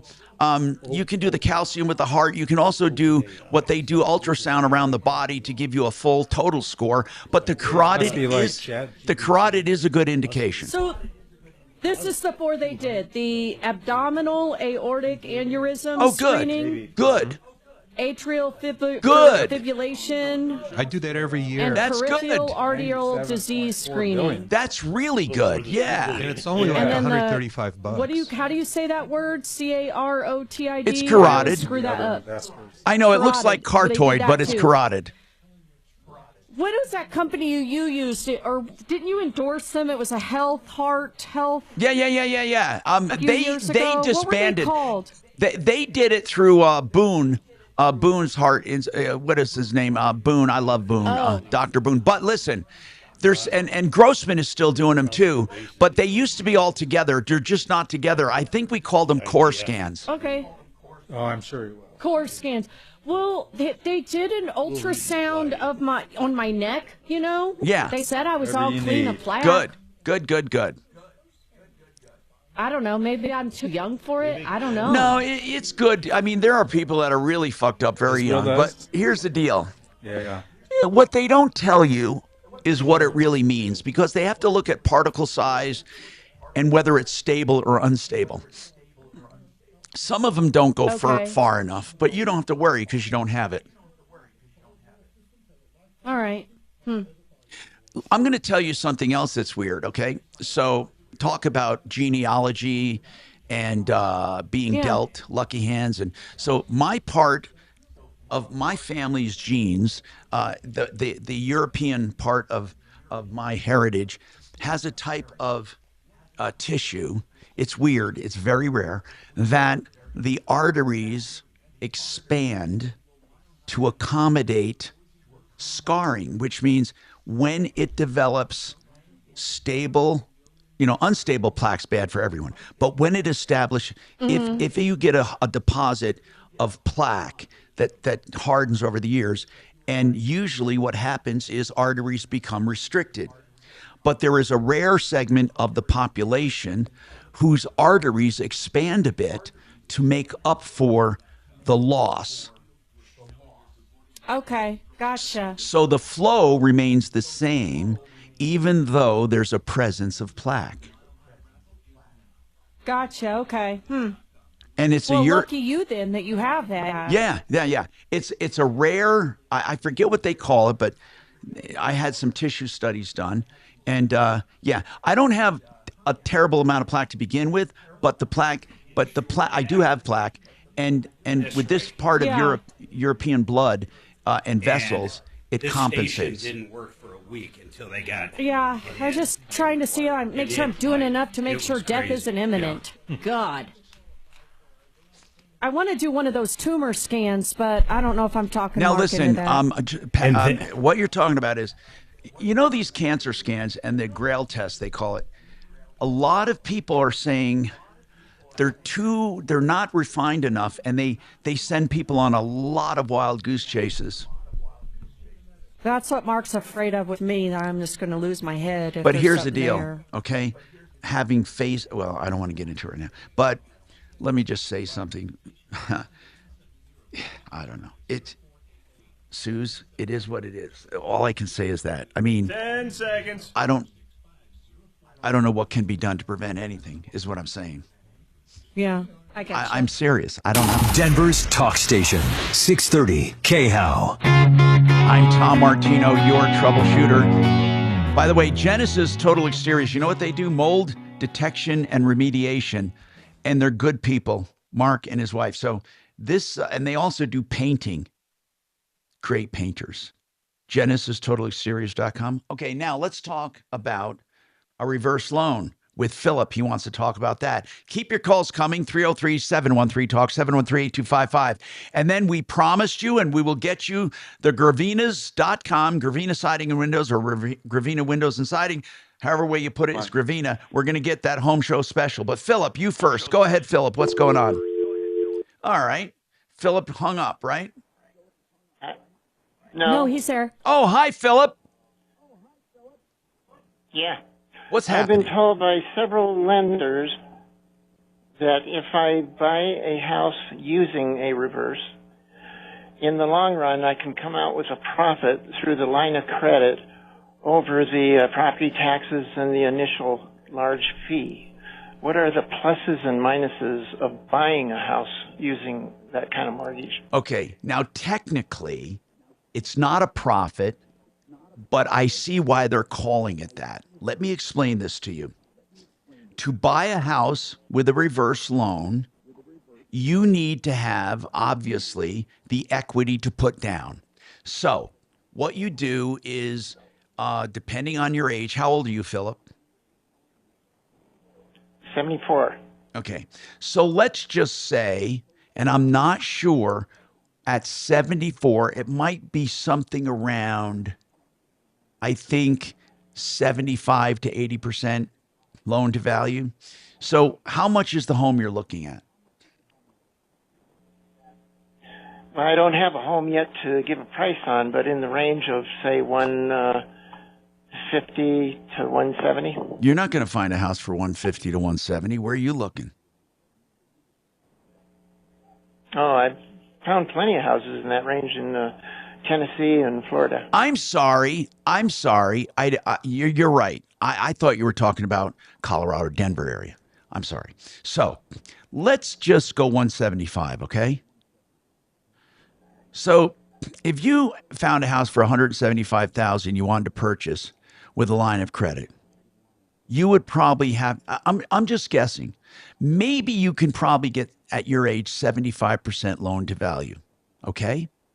So that would mean that you would have to come up with the balance. So let's just use easy numbers. Let's see, 30. So you would have to probably say 130 out of 175. So just do the math. So take 175. I'm trying to do this live and then subtract about 130 in the loan you can get in a reverse loan, and you would get about. So you have to put down about 45. Okay. Got it? 45K? 45K, right. Okay. So now the rest of the loan, this is just really rough numbers. So now you would theoretically. But I could put down more, right? Oh, absolutely. Absolutely. How much do you want to put down? Well, I have to sell my house here first to know for sure, but without that, I could probably put down 80 or 90. Okay. So let's say 75 you put down, you have a loan for 100, right? Okay. So on that loan for 100, the reverse loan, you wouldn't have to make any payments. You just pay your taxes and insurance, and then that would accrue money against it, right? And then every year accrue. So in other words, that you wouldn't have to pay. Now, what you do is if you have a line of credit on top of that, and so let's say it makes a certain amount available. That line of credit grows every year by the same percentage as the loan, and it grows, the line of credit grows, which means the amount available. It's not really a profit. It's not money in your pocket. It's money available to borrow. And theoretically, I bet John could give him almost a perfect idea, you know what I'm saying? In fact, we can get John on, and we should. John Clay. And he could do the loan for him, quite frankly. Yeah, he'll do the loan. Yeah, call CMG. But I'm just giving you an overview. So let's say now you're in a home, you have a reverse loan, and now you have a line of credit. So the line of credit will help you borrow if you need to in the future. And if you don't use it, it sits there. But the line of credit grows, not in cash, but in the ability to borrow. And it grows every year, but you theoretically don't profit from it. It's money available to borrow. I'll let John explain some of this as how a line of credit works on a reverse loan after this. I have one more question. Yeah, I'm going to take it right after this.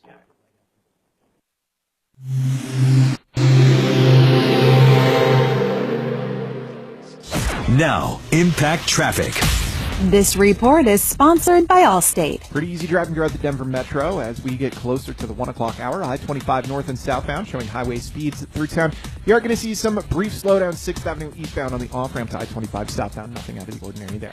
I-70 east and westbound, we're showing intended speeds to and from DIA south of there. I-225 north and southbound, it's easy driving through Aurora and the Tech Center. Heading to the north end of town to Boulder, Highway 36 east and westbound, flowing free. With traffic on Mark Swan. Some people just know you could save money on car insurance by checking Allstate first. Those people are probably saving a carload of cash right now.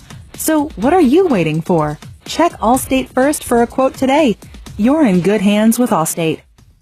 You know, if you're in a car accident, you need to know your rights. And you're not really going to be in good hands with any insurance company because everyone wants to pay as little as possible. So you call John Fuller at the first sign of an accident and you ask John about your specific accident. Not many personal injury attorneys talk to clients before they're clients. John will talk to you and there's no obligation to hire him. He'll give you advice. He'll tell you what your next steps should be. If you decide to hire him, it will be on a percentage fee basis. And here's the deal. You'll even get his cell phone number to call or text 24/7. 303-597-4500 for your initial call. Don't wait. 303-597-4500, John Fuller. Hey, if you're looking for solar, I love Red Rocks Roof and Solar. You know, Brooke and her team have proven to us to be the consummate professionals when it comes to giving out information on the tax credits, the financing, the systems themselves, and everything surrounding the system, including EV chargers and hybrid HVAC systems. If you're looking at complete energy solutions, look at Red Rocks Roof and Solar, redrocksrs.com, 303-704-2449.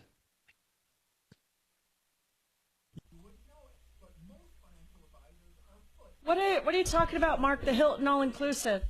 The one we went to in Hawaii, they sent that same thing again. I haven't seen it for a long time. Oh, you mean the Waldorf thing? No, the one in Hawaii, the all-inclusive Hilton we stayed at. Oh, the one with the Waikaola. Yeah, that was a cool place. With the dolphins and all that shit.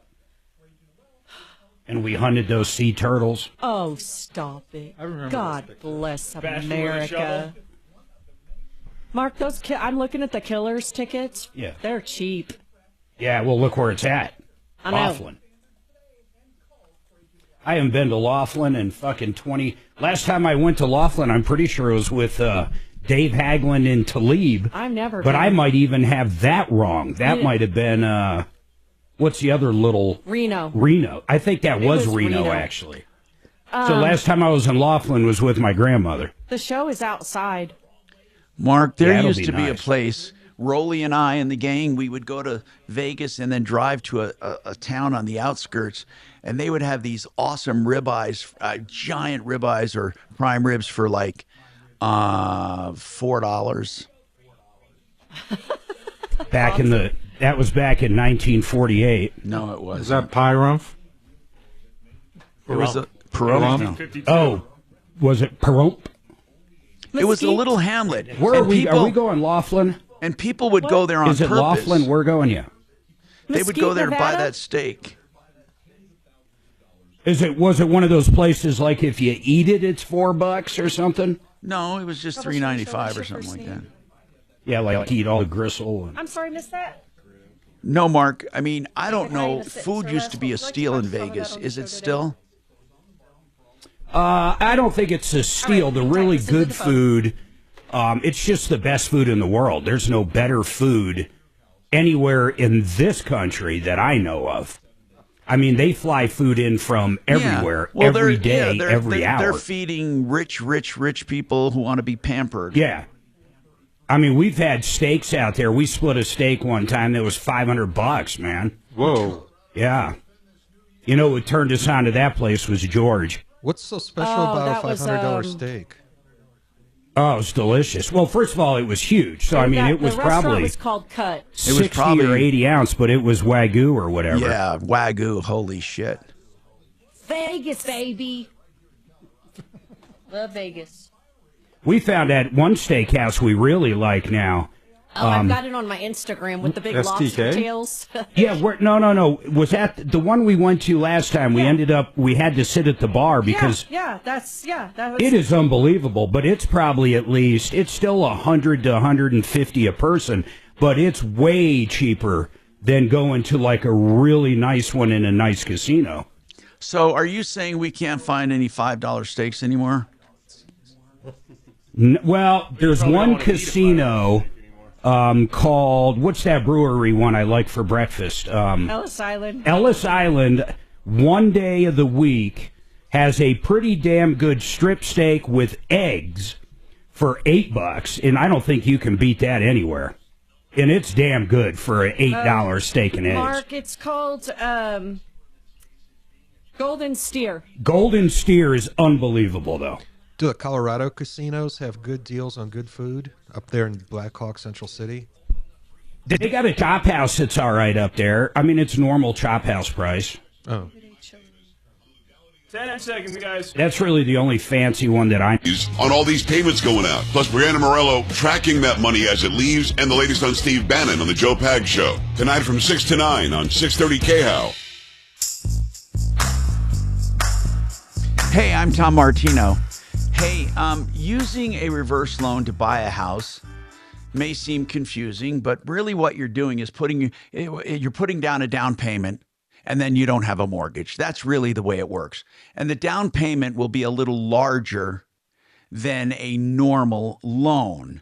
John Clace, so if this guy is 74 and he's buying a house like for 180, like in another state, so how much would he have to put down approximately? Approximately about, he's 60%, 59% at that age. He'd have to put down. Oh, so I'm sorry. I was doing just the opposite. I'm sorry. So you do have to put down quite a bit.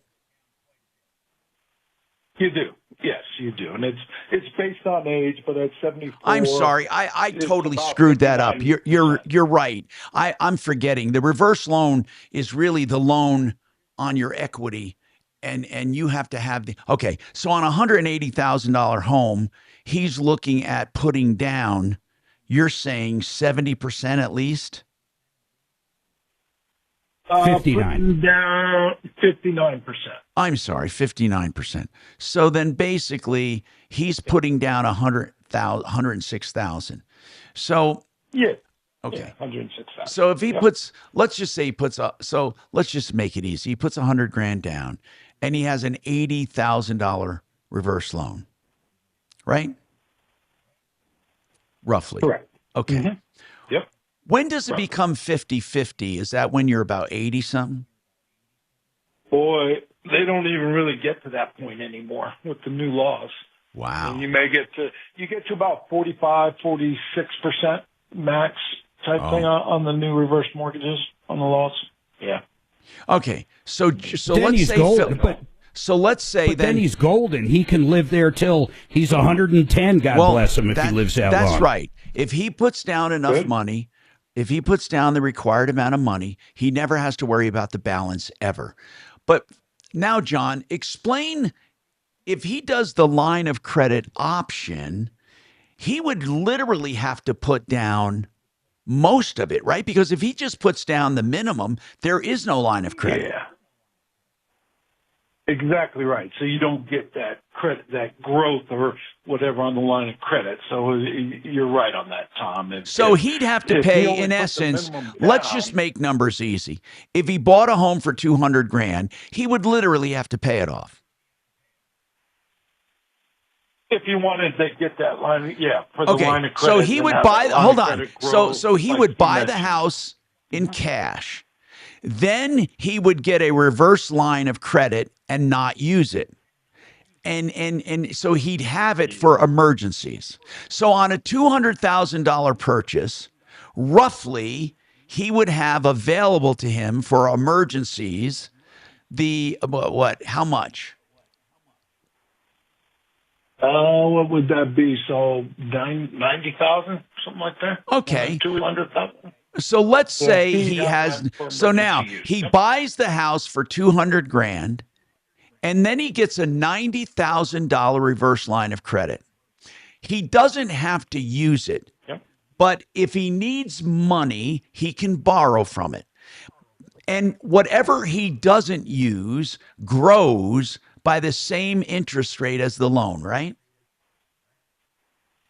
That is correct. You're right. So and if it grows he- mainly because you get older. But So it grows on his by first- the same interest rate that they're expecting. After his first year of living in the home, if he doesn't use it, his line of credit for 90 grand will grow by whatever percentage the loan is. And if he doesn't use it the second year, it'll grow again. That doesn't put money in his pocket, but it makes money available, more money available. So while I had the percentages wrong, I had the concept correct. You have a line of credit that sits there that you use only when you need it. Philip, do you understand that and that concept? is correct. And it's not. But yeah, you're exactly right, Tom. Mm-hmm. Philip, do you have any follow-up questions? Yes. What are the odds that the initial high fee All right, hold can on. be negotiated down? All right, well, hold on. You wait, and we'll figure that out coming right up. And then David wants to talk about HOAs and more. Hey, Broncos country. Okay, it's 303-771. State line. 4357. That's Where? 771 help. Nevada. Yeah, I've Just never before been. you get I've been to Reno. 57. But I haven't Why been am I not getting on? skied or- Was that Vegas place Prim? You are most welcome. Call Why can't I anytime. get Bye-bye. Bro, Can you hang on a few minutes? I'm talking to my streamers. Where are you? I can't get it Yes, to I'll work. remind Tom of that. I knew that, but hang on a minute. I want to get What did you know, babe? That he can do these loans in every state. Yeah, I know. All right, so you wanted to keep him on. Yeah, and I want everybody to understand that for the podcast more than anything. That's check. That's why I didn't want to rush Testing. them through that. We've never had a lender that can lend any loan in any state before. Yeah, that's odd. Yeah. Well, he works directly for the bank. Anyway, what were you saying? And the You're bank not going is to in go off every the state. script? He's not a broker. He works for the bank. Mark. And the nice part about going that way is you can go, he How makes do one I call, make he's my on with the camera underwriters. live? He's not dealing with all these other people. Mark, Hey, what were you saying? I'm You're not on. gonna go I'm on on the my. script? I don't know what I got to talk to Joe. I mean, it would be kind of silly for me to do this. I mean, I'd have no problem doing this, but I just got to see what he wants. But I mean, this thing is so fucking scripted. It's crazy. What is? It's a total script. What is? This fucking thing I got to do. Is that for who, Joe? This thing he has to do. Yeah. I mean, it's literally a script. Well, what's wrong with that? There's nothing wrong with it. There's no ad lib, though. I don't know why. I would do it. I just got to talk to him. That's all I'm saying. I don't care. I'll fucking do it for him. Unless if he's going to say, no, we can ad lib. But I mean, they have this thing timed down to like a rat's nut. Oh my gosh. You sure vole's, have a way yeah, a with vole's words, nut. honey. In 1988, Bobby McFerrin released his song, Don't Worry, Be Happy, which reached #1 on the Billboard's Top 100 chart. Who wrote the script, Mark? The annuity company. That's why I'm afraid we're going to have to stick to it. This is all through them. You know what I'm saying? The legalities in this thing.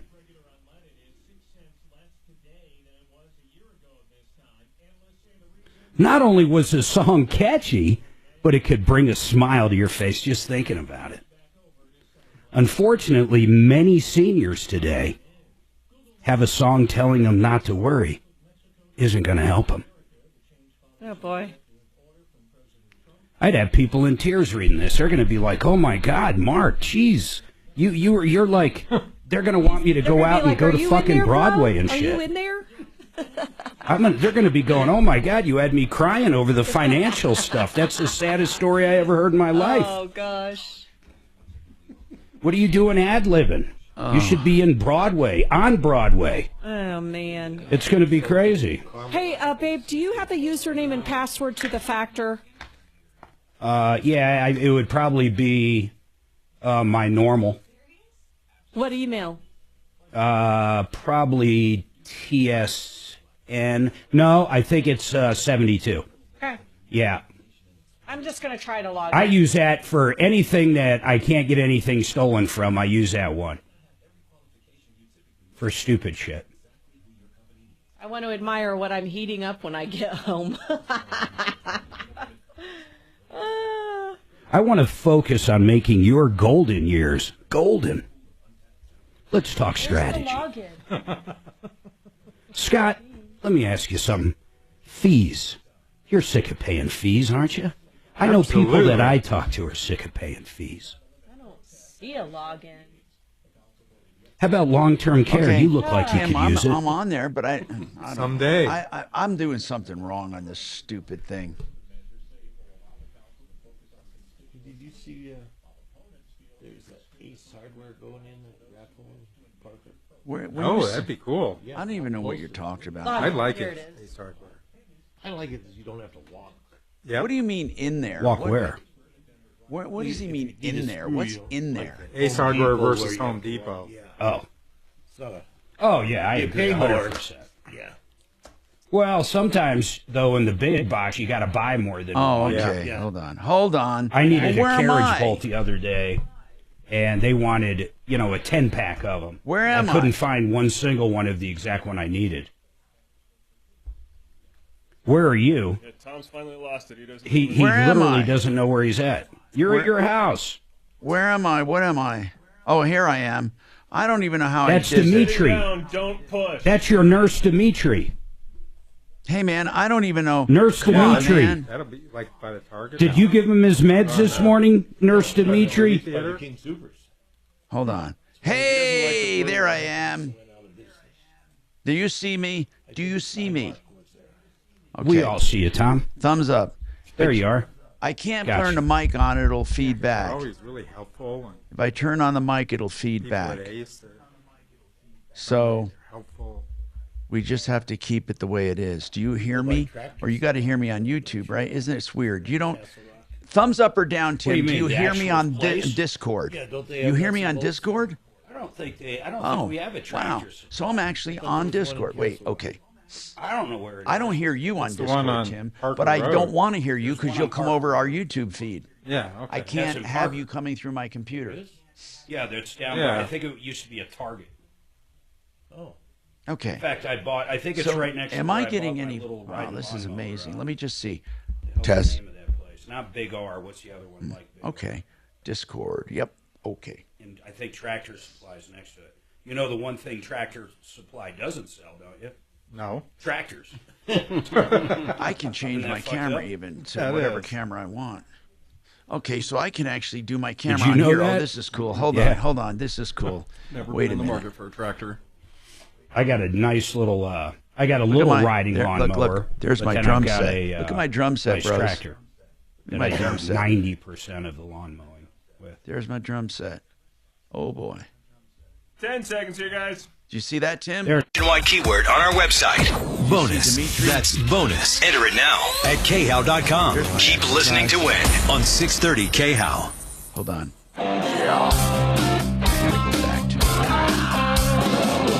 Ripped off, bad news. You need advice so you don't have to lose. We'll come running just as fast as we can. Troubleshooter's gonna help the common man. This is the Troubleshooter Show. Now, Tom Martino. Hey, Welcome to the show, 303-713-TALK, 303-713-8255. By the way, for those who are technically minded, I'm on Discord streaming as well right now, but you got to be a member. And Mark's not allowed, so he can't be on there. But anyway, so welcome. I'm Tom Martino. We were talking about using a reverse loan to buy a house. So basically, with a reverse loan, you have to put down enough money that you have the required equity. And let's face it, reverse loans are different than regular loans. A reverse loan is where you can put down, is where you have a loan for the minority share of the house. It's not the majority. So up to maybe 48%. So if you have a house paid for, you can get 48% of that money back. Or if you have a loan, you can pay off that loan as long as you don't have more than 48% borrowed. If you have less than 48% borrowed, like if your house is completely paid off, you can have a line of credit going up to 48% loan to value. And then what you do is you borrow that money up or pay it down, and you can use it as a line or never pay it. The part of the credit you don't use grows, meaning the capacity to borrow. So let's make it easy. Let's say you have an expensive home and you have $100,000 available to borrow, and you don't borrow it. The next year it'll be $105,000 that you have available to borrow. And if you don't do that, then you take $105,000 and do your interest again, and it compounds, and it gives you a bigger line of credit. That's what it gives you. Now, am I explaining that pretty correctly? John Clace with CMG Financial? Yeah, you're doing very good. So now, it basically grows by what your expected interest rate is, yeah? Yeah. So a line of credit is one of the options. Another one is you could choose to get a check every month. Another one is you could choose a lump sum option. But you will never borrow more than the initial amount and whatever the line of credit grows to. So, and John, as far as income on a reverse, besides, qualifying for taxes or maybe HOA payments, really, other than that, you don't have to have income, right? I mean, it's really made for seniors that have equity built up. That is correct. You don't have to have income. And nowadays, if you have the 700 credit scores, they don't even ask for any income. And by the way, usually Social Security income can cover taxes and insurance. And by the way, in addition to that, the income, it's not income when you draw money out. So that too.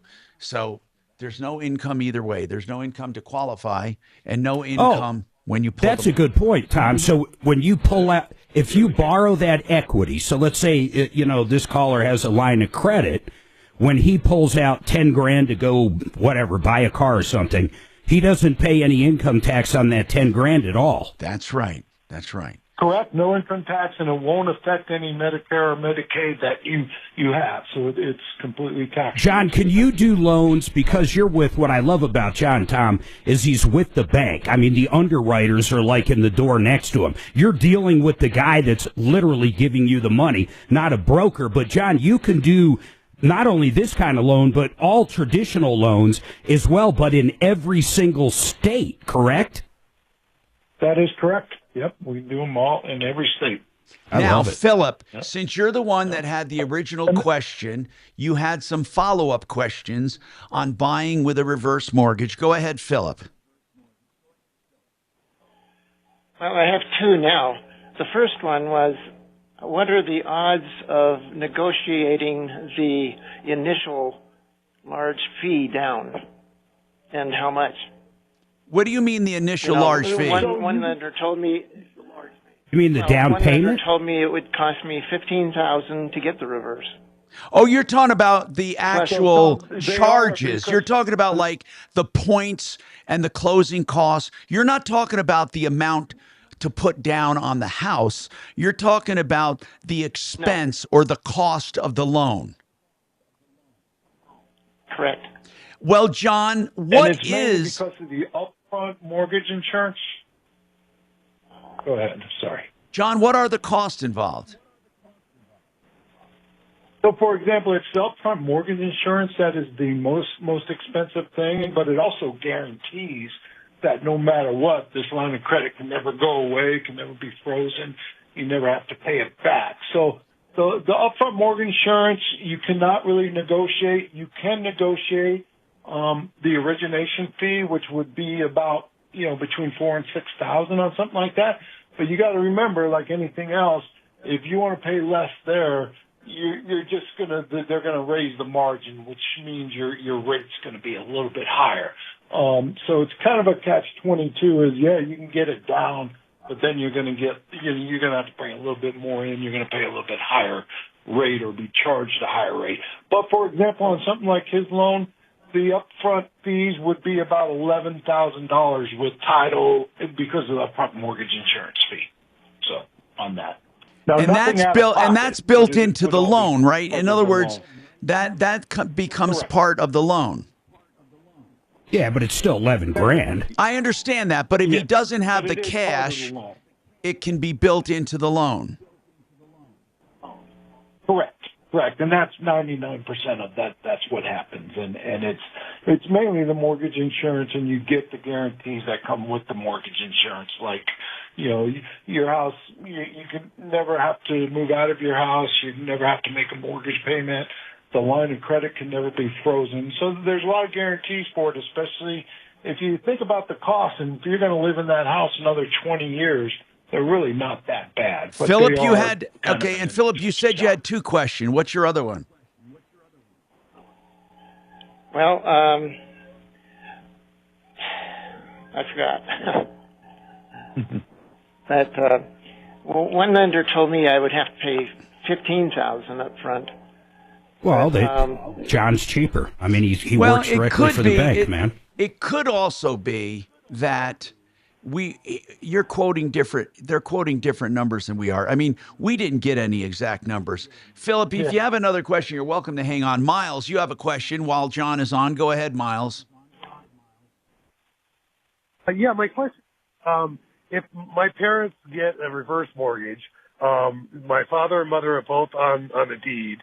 If they get a reverse mortgage and my father has to go into assisted living, can my mother still live in the house? Or will we have to sell the house to take care of that loan because he's not living in the premises? Are they both going to apply for the loan, or is only one going to be on the loan? I'm not sure. I'm not sure what's the best way to do it. John Clace, what is the best way to do it? The best way is you have to do both of them on the loan, because what they do is no matter what, they go off the youngest birthday. And so the what you qualify for is based off the younger of the two borrowers. And no, she would not have. Yes, she can live there as long as she wants also. So if he goes into assisted living, the loan does not become due. She can live there. The great thing about it is you can use the loan proceeds to help pay for assisted living if you needed to. Hey, how many months a year do you have to live in that? In other words, if someone had one house with a reverse mortgage and then had a condo somewhere else for the winter.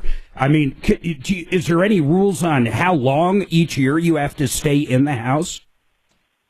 It's kind of arbitrary, but the rule kind of looks at, as long as you're in there a little bit over 6 months per year in this primary house, because they don't do reverses on second homes. They only do it on primary residence. Hey, Miles, how many years apart are your parents? Well, my mother's 88 and my father's 90. Yeah, so they would both be on it, and there's no difference. They would qualify her based on her age, and they'd get the max amount available at that age. And then if something happens to him, she still continues in the house. If something happens to her, he still continues. Okay, yeah, because we're definitely have to put him into skilled nursing. So we're just trying to figure out the best way to do it and pay for it. That's how a lot of people do it. They get that line of credit and use that money exactly like that. So, Miles, thank you. I got to take a break. 303-713-TALK, 713-8255. More coming right up.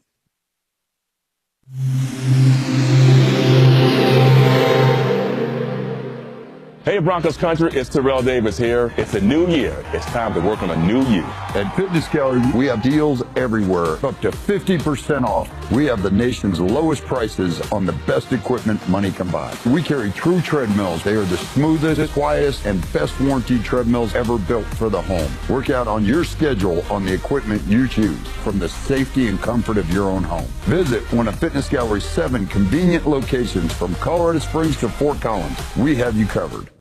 Retirement Planning Center of the Rockies is a place where you get to really vet your retirement plan and know what you need and what you don't need. And these experts help you. And of course, the fees that they charge, they're nominal compared to what they save you, and they're happy to go over all of that. They help with your nest egg, protecting it, creating income, long-term care, legacy planning for a business or for your properties or artwork or whatever. Whatever it is, whether you have a 401k, an IRA, anything, they incorporate it and they come up with a complete plan. If you need counseling to help you, why don't you call them and ask, what do you do for me? The number is 970-663-3211. 970-663-3211, rpcenter.com. DiscountBath.com, as I said before, usually things you don't hear together in the same sentence, discount bath. Now, that doesn't mean cheap bath. It means really luxurious, beautiful baths at a discount. Now, of course, they have discount baths that are cheaper if you want one for your fix and flip, and they have designs for your dream home. What you do is go to discountbath.com and start the process. They give you an upload link, and then you can upload video. It's very easy. You take a video on your cell phone and you say, hey, I want to do this, this, and this, or how about this? Or you go to the basement where it's roughed in. You say, I want to put up a wall here. I want to do this. Or you go to the master bedroom, wherever you want to do this bath. And then they send you back a price. And they don't even have to visit. Now, of course, they will visit if you want, and you can always talk to them. DiscountBath.com. We know them and trust them. 720-979-2322. Now, if you are doing home improvements of any kind and you want to get an HVAC system, no matter what, you will save by getting a high efficiency system. Now, they have really high efficiency, ultra high efficiency, or just regular high efficiency. Don't get a regular one, though, because you can save 30 to 50% a month. And you can do it through 888heating.com, who guarantees on high efficiency replacements to get you the best price anywhere on equipment, and they challenge you to put them to the test. 303-770-2776, 888heating.com. I like that. They got a lot of stuff. They got a lot of drinks and stuff. Trappers, we really did like, though. We hadn't been there it's been 5 years easy. It's probably COVID. Oh, no, we went there back during restaurant whatever. You know, Restaurant Week is in March this year. 5280. It's usually in February, but it's in March. We discovered that. Did you know that, Mark? Oh, we did too. We used to do that. Say it again? Restaurant Week is in mid-March now. It's usually at the end of February. And then also Colorado Pint Day. Yeah. That changed to March. It used to be in April. So wait, I'm trying to do this Discord thing. Yeah, Hi, guys. Oh, I'm trying to do this closed. Discord thing the right way, but out there? I think I'm doing it right. So you can get a view, or it might be. Trappers might be gone. Oh, it might be. Which Trappers on holiday up at the Holiday Inn? Trappers not gone, is it? Yeah, permanently closed. It's over. Get the heck out of here. Yep, gone. Do you remember the hot stone they Parker. had? We're so Mexican now. Yep. Yeah, we cooked on it. It was pretty cool. We love Mexican food, but we're Mexican now. Los Dos Patrios. How about It's my Saltgrass? favorite. They're okay. One of our favorites. Yeah, They're at Saltgrass. Have Parker you and ever been? Arapahoe Road, I think. I mean, we get around, but Lazy Dog's pretty good actually for that kind of where's the dollar. other one at that you guys went? Highland Ranch or something? No, you go from Parker. You just hop on E470. It's like 3 miles up. Okay. Just up towards the airport. I'm going to try that because that had a good yeah, menu Southlands. too. Southlands, thank you. We went to that one. You're right. Highlands Ranch. Highlands Ranch. And they're building I'm one in getting to know Castle Discord here, Tim. It's pretty cool. But we did go. We could get a bunch before of people Joe's in here. movie. What would be cool is if I could take the people from Discord. Oh, yeah, I remember that. Yeah. Use it like just a for a little platform bit. to get people on the air. No, we had drinks there or something. I think we had drinks. Maybe appetizers. I don't know. You don't have callers or anything on it though, Tom. Well, Discord, you have the people on there, and if you can activate No, the I'm mic. saying the video you're streaming, they can't hear anybody. Oh, wait a minute. If I take the Discord call and I activate, I think if they talk, I can hear them, but I don't know if I can feed it through Roadcaster to the feed. 10 seconds. AgentWealth.com. 630 KHAL, an iHeartRadio station. Hi, Tom Martino, your troubleshooter, 303-713-TALK, 713-8255. I want to get this special out. Nick Gravina has been with us. Gravina's Hold on, Tom, 1 second. I've had 3 people ask for John's info. We never gave out his number or his website, partnerinlending.com. Partnerinlending.com, CMG Financial. And the number is 303-577-7206. So Nick Gravina's with us. Nick, the home show special, what are you giving? You know, right now, since the home special is going on, we're going to give off $250 off any like vinyl or composite windows and $350 off any like wood-clad type windows right now until Friday. Are you talking about $250 off each window? Yep, every window. And then wood-clad, or wood, when you say wood-clad, you mean wood that are clad on top of the wood, right? Usually, yes. We do wood on wood, though. So, you know, wood windows, wood-clad. $350 off each window till the end of the week. And that is correct. 303. The number is 303 Gravina, Gravina. I love that. 303 Gravina. The website, gravinas.com. Philip has one more question on that reverse loan. Go ahead, Philip. Let's say I get the house. If the house is damaged or destroyed, but it's not fully covered, then what? First of all, it would be totally covered because they would make sure you have enough insurance. That's part you'd have to have it that's fully part covered. of the requirement. But let's just go to the obvious. Let's just say you have some kind of deficiency, whether it be an insurance or loan or any reason, for any reason. You're never held personally responsible, ever. I don't know what you mean. Well, here's what I mean. Let's say the house goes down in value and you can't sell it for what the balance of the loan is, or you need to go into a nursing home and your family gets the house and the loan has accrued to $300,000 and the house is worth $100,000. No one can go after you for the deficiency, nor can they go after your estate. Now let's say your house burned down and for some strange reason, the insurance company went out of business or you didn't have enough insurance, which likely will not happen. But let's say it does. And you can't rebuild the house, or you can only rebuild half of it, or you can't rebuild any of it. No one can come after you for a dime. You are free and clear.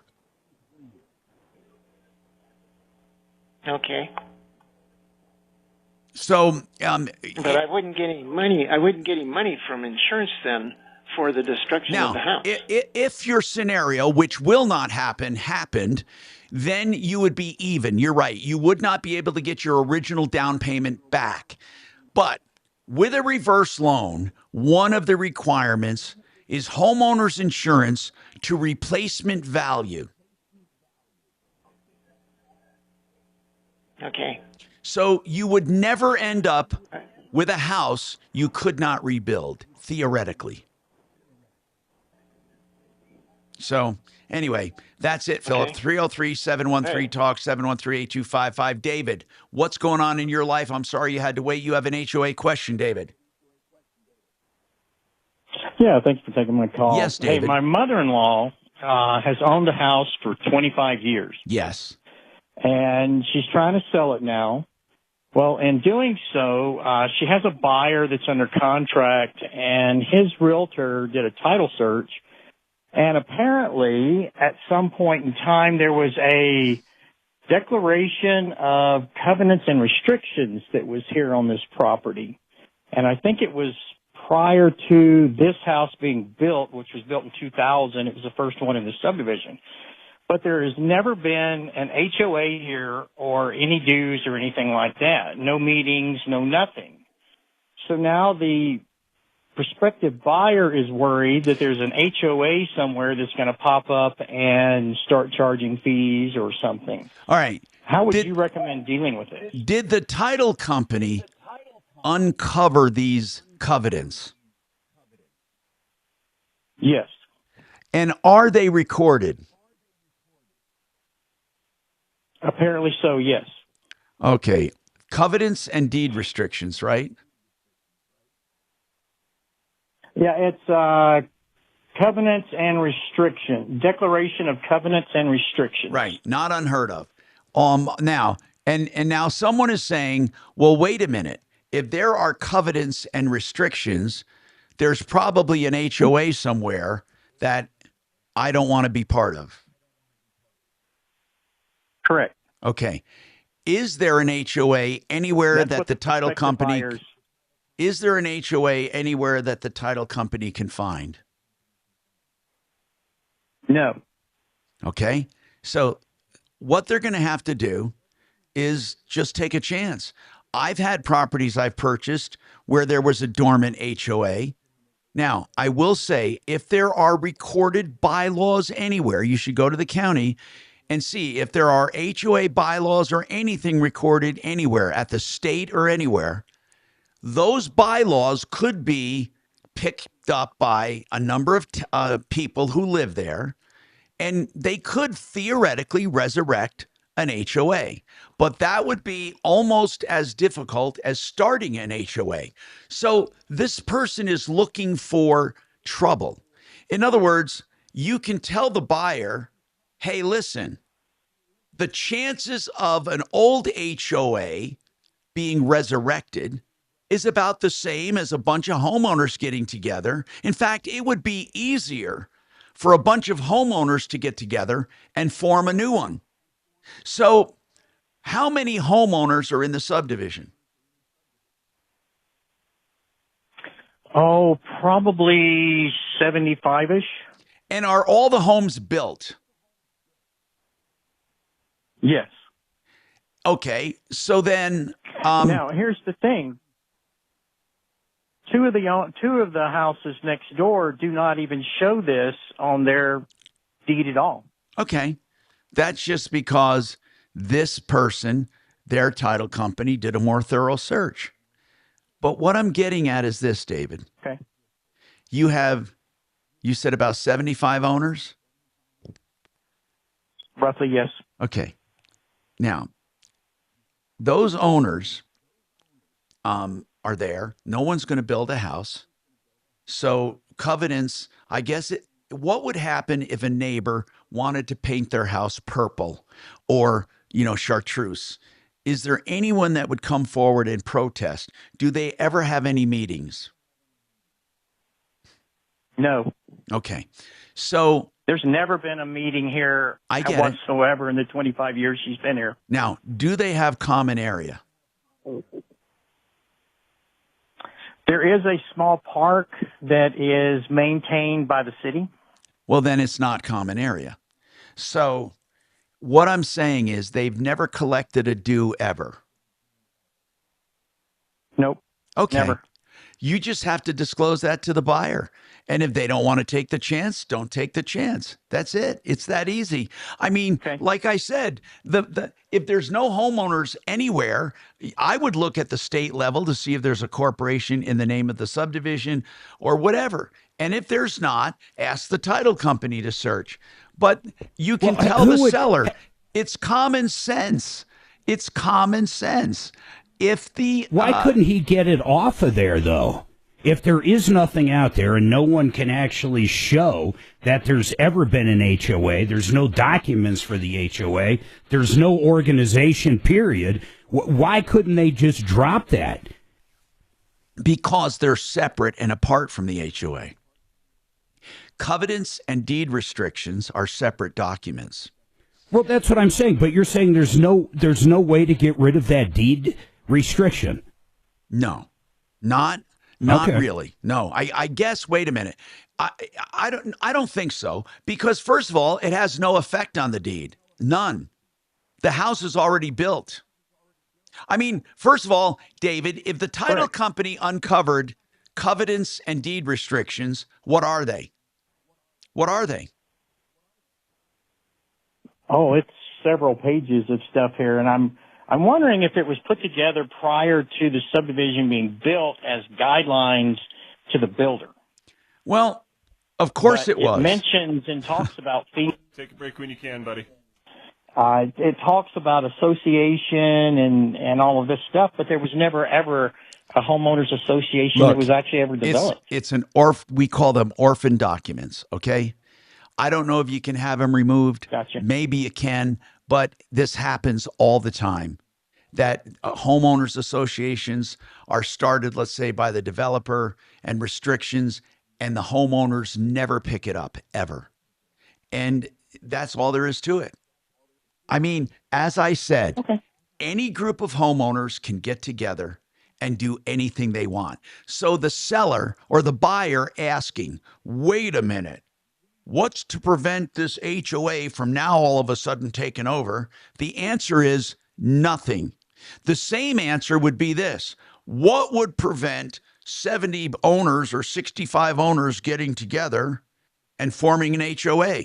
The answer is nothing. In other words, it's but in that second case, you wouldn't have to be a part of it if you live there currently, yes, right? Yes, you would. If you had 75% or more, you would. There are certain, it depends on the laws, actually. I shouldn't say that, because you're right, Mark. They can't just haphazardly rope you into it. But if you... Yeah. But yeah, it depends. I would think you could go to a judge and get that dropped off. I mean, I have no idea, but it would be a pain in the ass to sell something. What Mark is talking about is a quiet title action. What it means is there's no one to sue and there's no other person involved. It's a quiet title action that you ask the courts to remove it because it means nothing. You could inquire about that, and we could. Let's ask Brad. If we have enough time to get Brad O'Brien, maybe he can come on the last few minutes of the show. Of course, we have even more than that, so have him come on, and we'll figure it out. 303-713-TALK.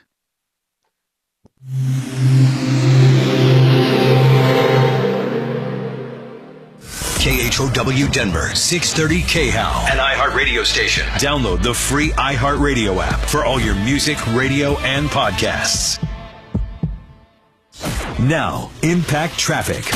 This report is sponsored by Allstate. Just a beautiful drive throughout the Denver Metro as we hit that 1 o'clock hour. I-25 north and southbound, showing highway speeds through town. That trend continues up north through the Fort Collins area and down south through Castle Rock to Colorado Springs as well.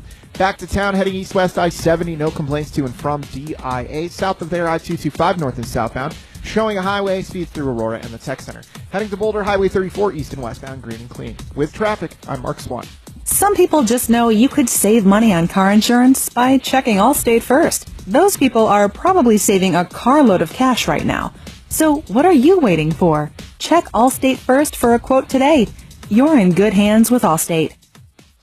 I want you to ask your financial advisor, your investment advisor, if they open up your portfolio, look at your holdings, and change according to wishes and desires and goals, and then find out when was the last time they'd done that.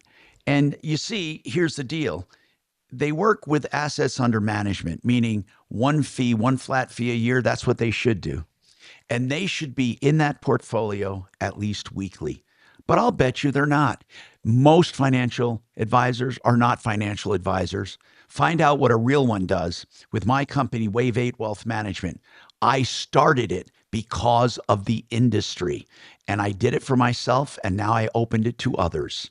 You can give us a call, 303-771-HELP, or you can go to wave8capital.com. Now, let's talk about John Fuller.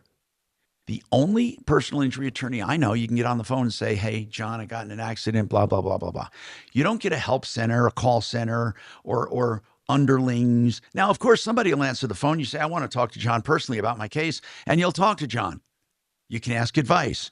He'll value your case, tell you what to do next. If you hire him, it's on a percentage fee basis. So there's never out-of-pocket money when you talk to John Fuller from the beginning through the entire case. 303-597-4500, 597-4500. The website is callfuller.com. I forget what it's called. It goes back to the, the gold mining bullshit. I forget what it's called. You're out of swerve, Tom, so you can't have less? What I'm going to use. Yeah, like you can't. I'm going to go back to. You can't buy it because I have so little 4 or of it. 5 properties and then sell them off. If you bought 35 acres, you could. And you could I'm split going to them buy. up I mean, into I have 7 5 acres. at the other house. Right. Tomorrow I have. You can only have one house. Now the next day, I on don't 5 know. acres. It's the next 3 days are Nothing less. whatever it is. Probably no commercial. Well, Friday for sure. Some type of commercial stuff there with like horse training and tomorrow. Oh, they have it out there. Yeah, No yeah. matter what. That's not a big deal, but I don't think technically Martino, I'm just it's gonna all. push in I queue, think okay? it's. Well, yeah, there's commercial. Out of the break here in just a minute. You Thank could for put a your time. restaurant on 3 acres. Hey, Tommy. Yeah. No, commercial like it. I have Brad O'Brien on. Got it. I saw it. Like Thank a you. gas station, shit like that. That. You're welcome. But I'm talking the homes have to be 5 acres. But there is like Who do there's we a have tomorrow? huge Frank and Steph. ranch. As soon as you drive in, yeah, there's all kinds of ranches and shit like that out there. That one ranch, when you first drive into our neighborhood, it's got its own little airport. It's kind of cool. Really? Yeah. It's got some hangars and it's got a nice runway. If you like Where's AI. that? Why? Turn off. It's what's the one that U-turns or use on off 83? That's all it is. That's all AI is. Hey, Mark. They just regurgitate. Can you just look at the house camera? Where's the airport? What's Hey, what's I across was street? trying to ask you a question. Oh. Can you look at the house cameras and just tell me how bad it looks? Okay. Where's that little airport where you turn into our neighborhood? What's the intersection there? 83 and what? Russellville? Russellville Road and 83. Why not with Russell? Just tell me if it looks sketchy Yeah, I'm or looking. if I'm okay to go to yoga. Whoops. Oh, that's the Gemini, yeah. Yeah, he's got a big windsock. Dragon wants to do yoga. Oh, totally. It's kind of cool, actually. I love technology. Only if it's with Now, In fact, all of our power lines have to have those those big orange bubble things. But I think it's almost. Now, I've seen in 15 years almost, no, 10 years. In 10 years, I've seen one aircraft land there. I'm gonna say, In 10 years. I don't mean. I'm familiar with. That's. Well, I was. I don't think. familiar with that little thing around. But I think they have more information on you. I've than- geocached on Russellville, but I've never seen. It's less than here. It's fine. It looks fine. I can see our driveway for the most part. Okay, so I'm fine. Yeah. I'll be fine for a little while. You're always fine, baby. Oh, So are you making? You are.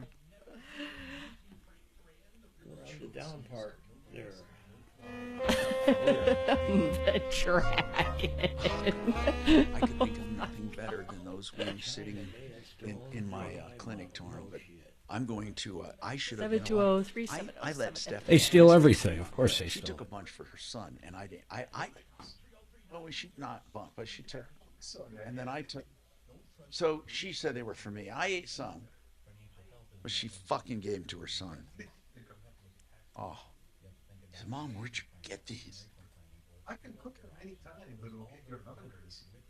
I don't care. Oh, okay. Well, we have self-clean, for God's sake. Because all you do is bake them and then we dip them. Because the sauce you can pre-make. 10 seconds, guys. I have never. Our Sundays at 8 a.m. right here on KHOW. Trajan Wealth, your trusted local fiduciary advisors. TrajanWealth.com.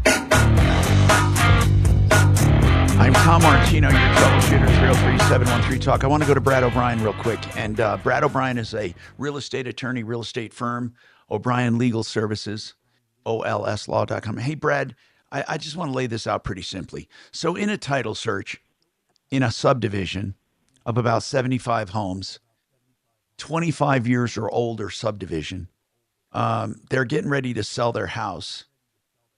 And on a title search, the sellers discover that there are covenants and deed restrictions and a whole bunch of stuff, like the covenants for the whole subdivision. Yet they have never been enforced. There's never been an HOA, never been a due, nothing.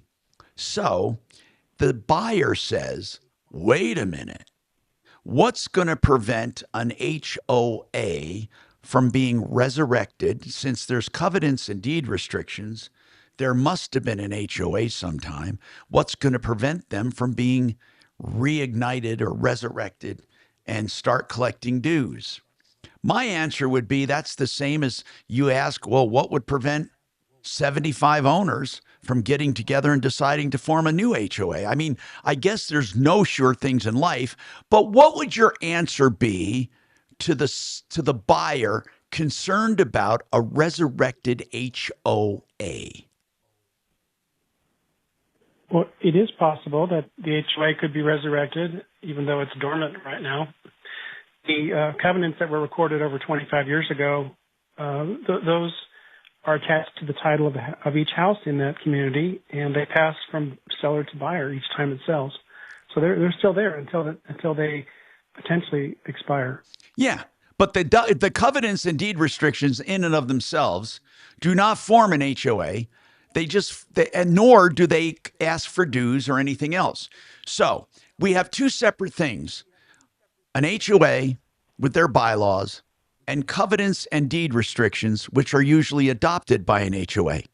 What I'd like to know is this: in order to resurrect an HOA, wouldn't they have to find it? Well, the recorded covenants, those exist already. And if there's nothing, if there are no bylaws right now that exist, the Colorado Common Interest Ownership Act, called Kiowa, governs in lieu of actual documents that provide for how to manage a community. So the homeowners right now can look to Kiowa for what would apply, what applies now, because there isn't anything in writing about an HOA operating. So Brad, my assertion or my theory that would be the same as them saying let's form an HOA.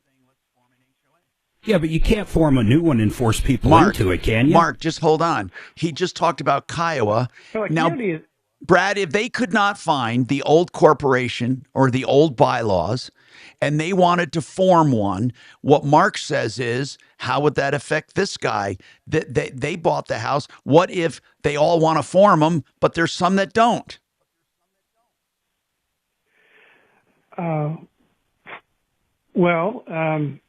Kiowa provides for how to get an association going. All of the properties in this community are potentially subject to an HOA forming, because they evidently they have some commonly owned land that's owned. Well, Brad, hold on. I just want to say what he said, the caller, and I'm going to pull him back up if I'm wrong. But he said some of the other properties, like his neighbors, they do not have deed restrictions. No, he did not say, Mark, he did not say they don't have deed restrictions. He said that their title search did not show the same deed restrictions or covenants. That could be merely a negligent search.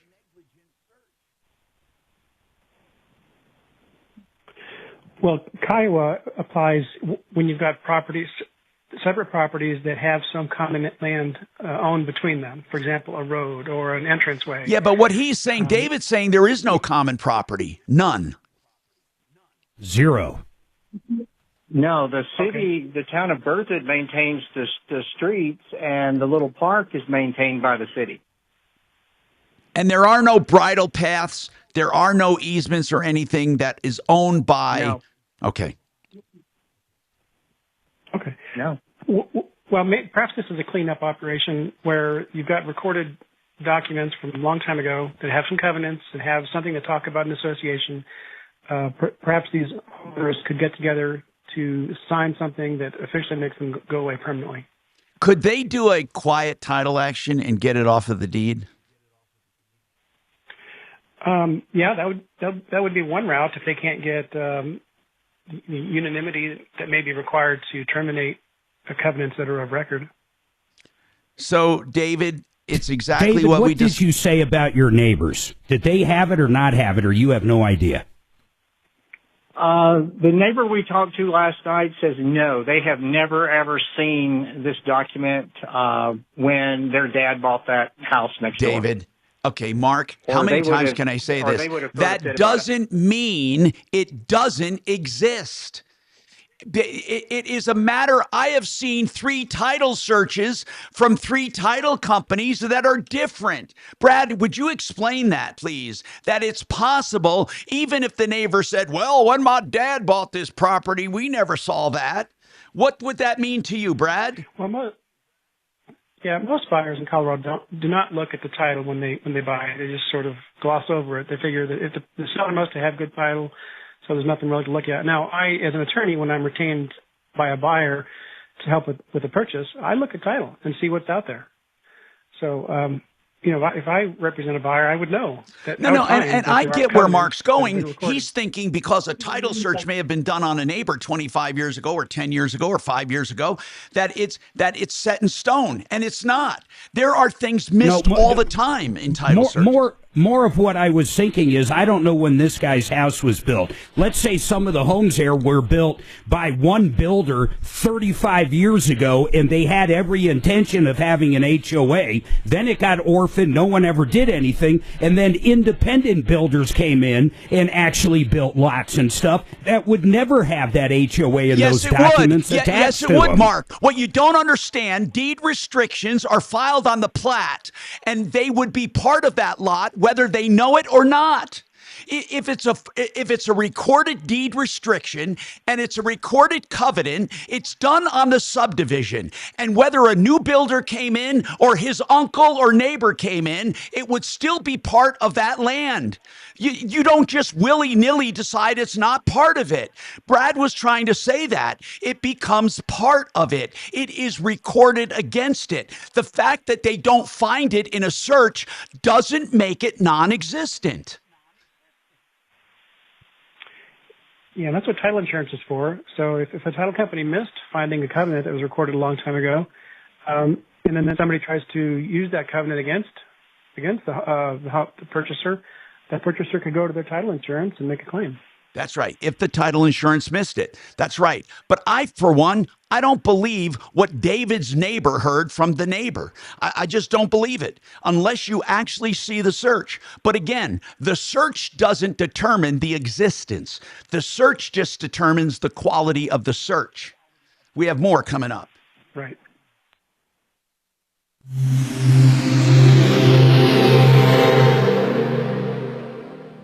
Now, Impact Traffic. This report is sponsored by Wendy's Breakfast. Easy driving throughout the Denver Metro as we head into that Tuesday 2 o'clock hour. I-25 north and southbound showing highway speeds through town. That trend continues up north through to the Fort Collins area and down south through Castle Rock to Colorado Springs as well. Back to town heading east-west. Did somebody I-70, say no I have complaints to and animations from on my TIA. computer? South of there, Guys, what are you I-25 talking north about? and southbound. It's easy driving through Aurora and the Denver Texan. What do you guys With talk traffic, about? I'm Mark Swan. They said they Freshen saw up your something. morning with a Wendy's Breakfast, like a breakfast Baconator, or a grilled sausage breakfast burrito, or even a Honey Buddy. Ready for a fresh wake-up call? Gotta be Wendy's. Available at participating U.S. Wendy's. All right. Joseph A. Lazzara, Lazzara, You know what he is? He's a criminal defense attorney, and that means serious traffic offenses, high-speed chases, speeding, DUIs. Look at, if you've been stupid in your life or you've been falsely accused or there's something, a gray area, Joe Lazaro will answer all of your questions free of charge up front, free initial consultations. Then he does flat rate pricing. Don't ever try to do it alone, and don't shop under pressure. We've done the shopping for you. Joe Lazzara, Lazzara. You can find him on referralist.com, 303-429-6200, 429-6200. Hey, guys on YouTube, what are you talking about? What were you seeing that you're talking about? What kind of animation? Hello? Can somebody tell me? What kind of... No. Nick Gravines. He's a cool guy. What are you talking about? They said they saw something on my camera, like an animation. Ghost? Oh, I've seen that, Tom. Well, that pops up occasionally. I've seen it too. What is it? It's like a balloon is what I remember coming right up through your camera. Oh, come on. Okay. Really? No, it's there, Tom. Hold on. I'm going to go to full screen me and see. I love it. I don't know. Maybe it's on your TV, but I've seen it. Yeah. That's my favorite. How long ago was it, guys? Like in the last 10 minutes? I've seen it quite a bit, Tom. I brought that up before, but... Wait, sometimes when you do a thumbs up, you like there used to be like... Oh, maybe that's what it is. Why, did that happen? Did something happen when That I could did be. that? Like, I remember, like, on Zoom, there would be, like, certain... That's what I thought it was like if someone liked No, I'm trying to see if any hand gestures would bring up something. Hand gestures. Yeah. Fart balloons. Fart balloons. How about this one? What will that bring up? Where's my mouse? I don't see anything. You're not triggering anything there that I see. If Oh, I knew on how Discord. long ago was, Somebody I'd go said it look was at on it. Discord only. Oh, well, then I can't see it. I've seen it. Tell somebody to like a comment, see if it pops up. Hey, Tim, was it on YouTube or was it just Discord? Was it on YouTube? And they were balloons. Everybody says balloons. Balloons? Tim says Discord only. So there. Oh. That's why I wouldn't have seen it, because I watch on YouTube. But, Mark, you saw it on YouTube, you said. Not for a long time, but a while back we did. And somehow I my thought it camera was shrunk. nothing to do with YouTube. I thought it was Does that in cold water. who do you upload to? What's the program? And his What's your mixing program? OBS. I thought it was something to do with OBS.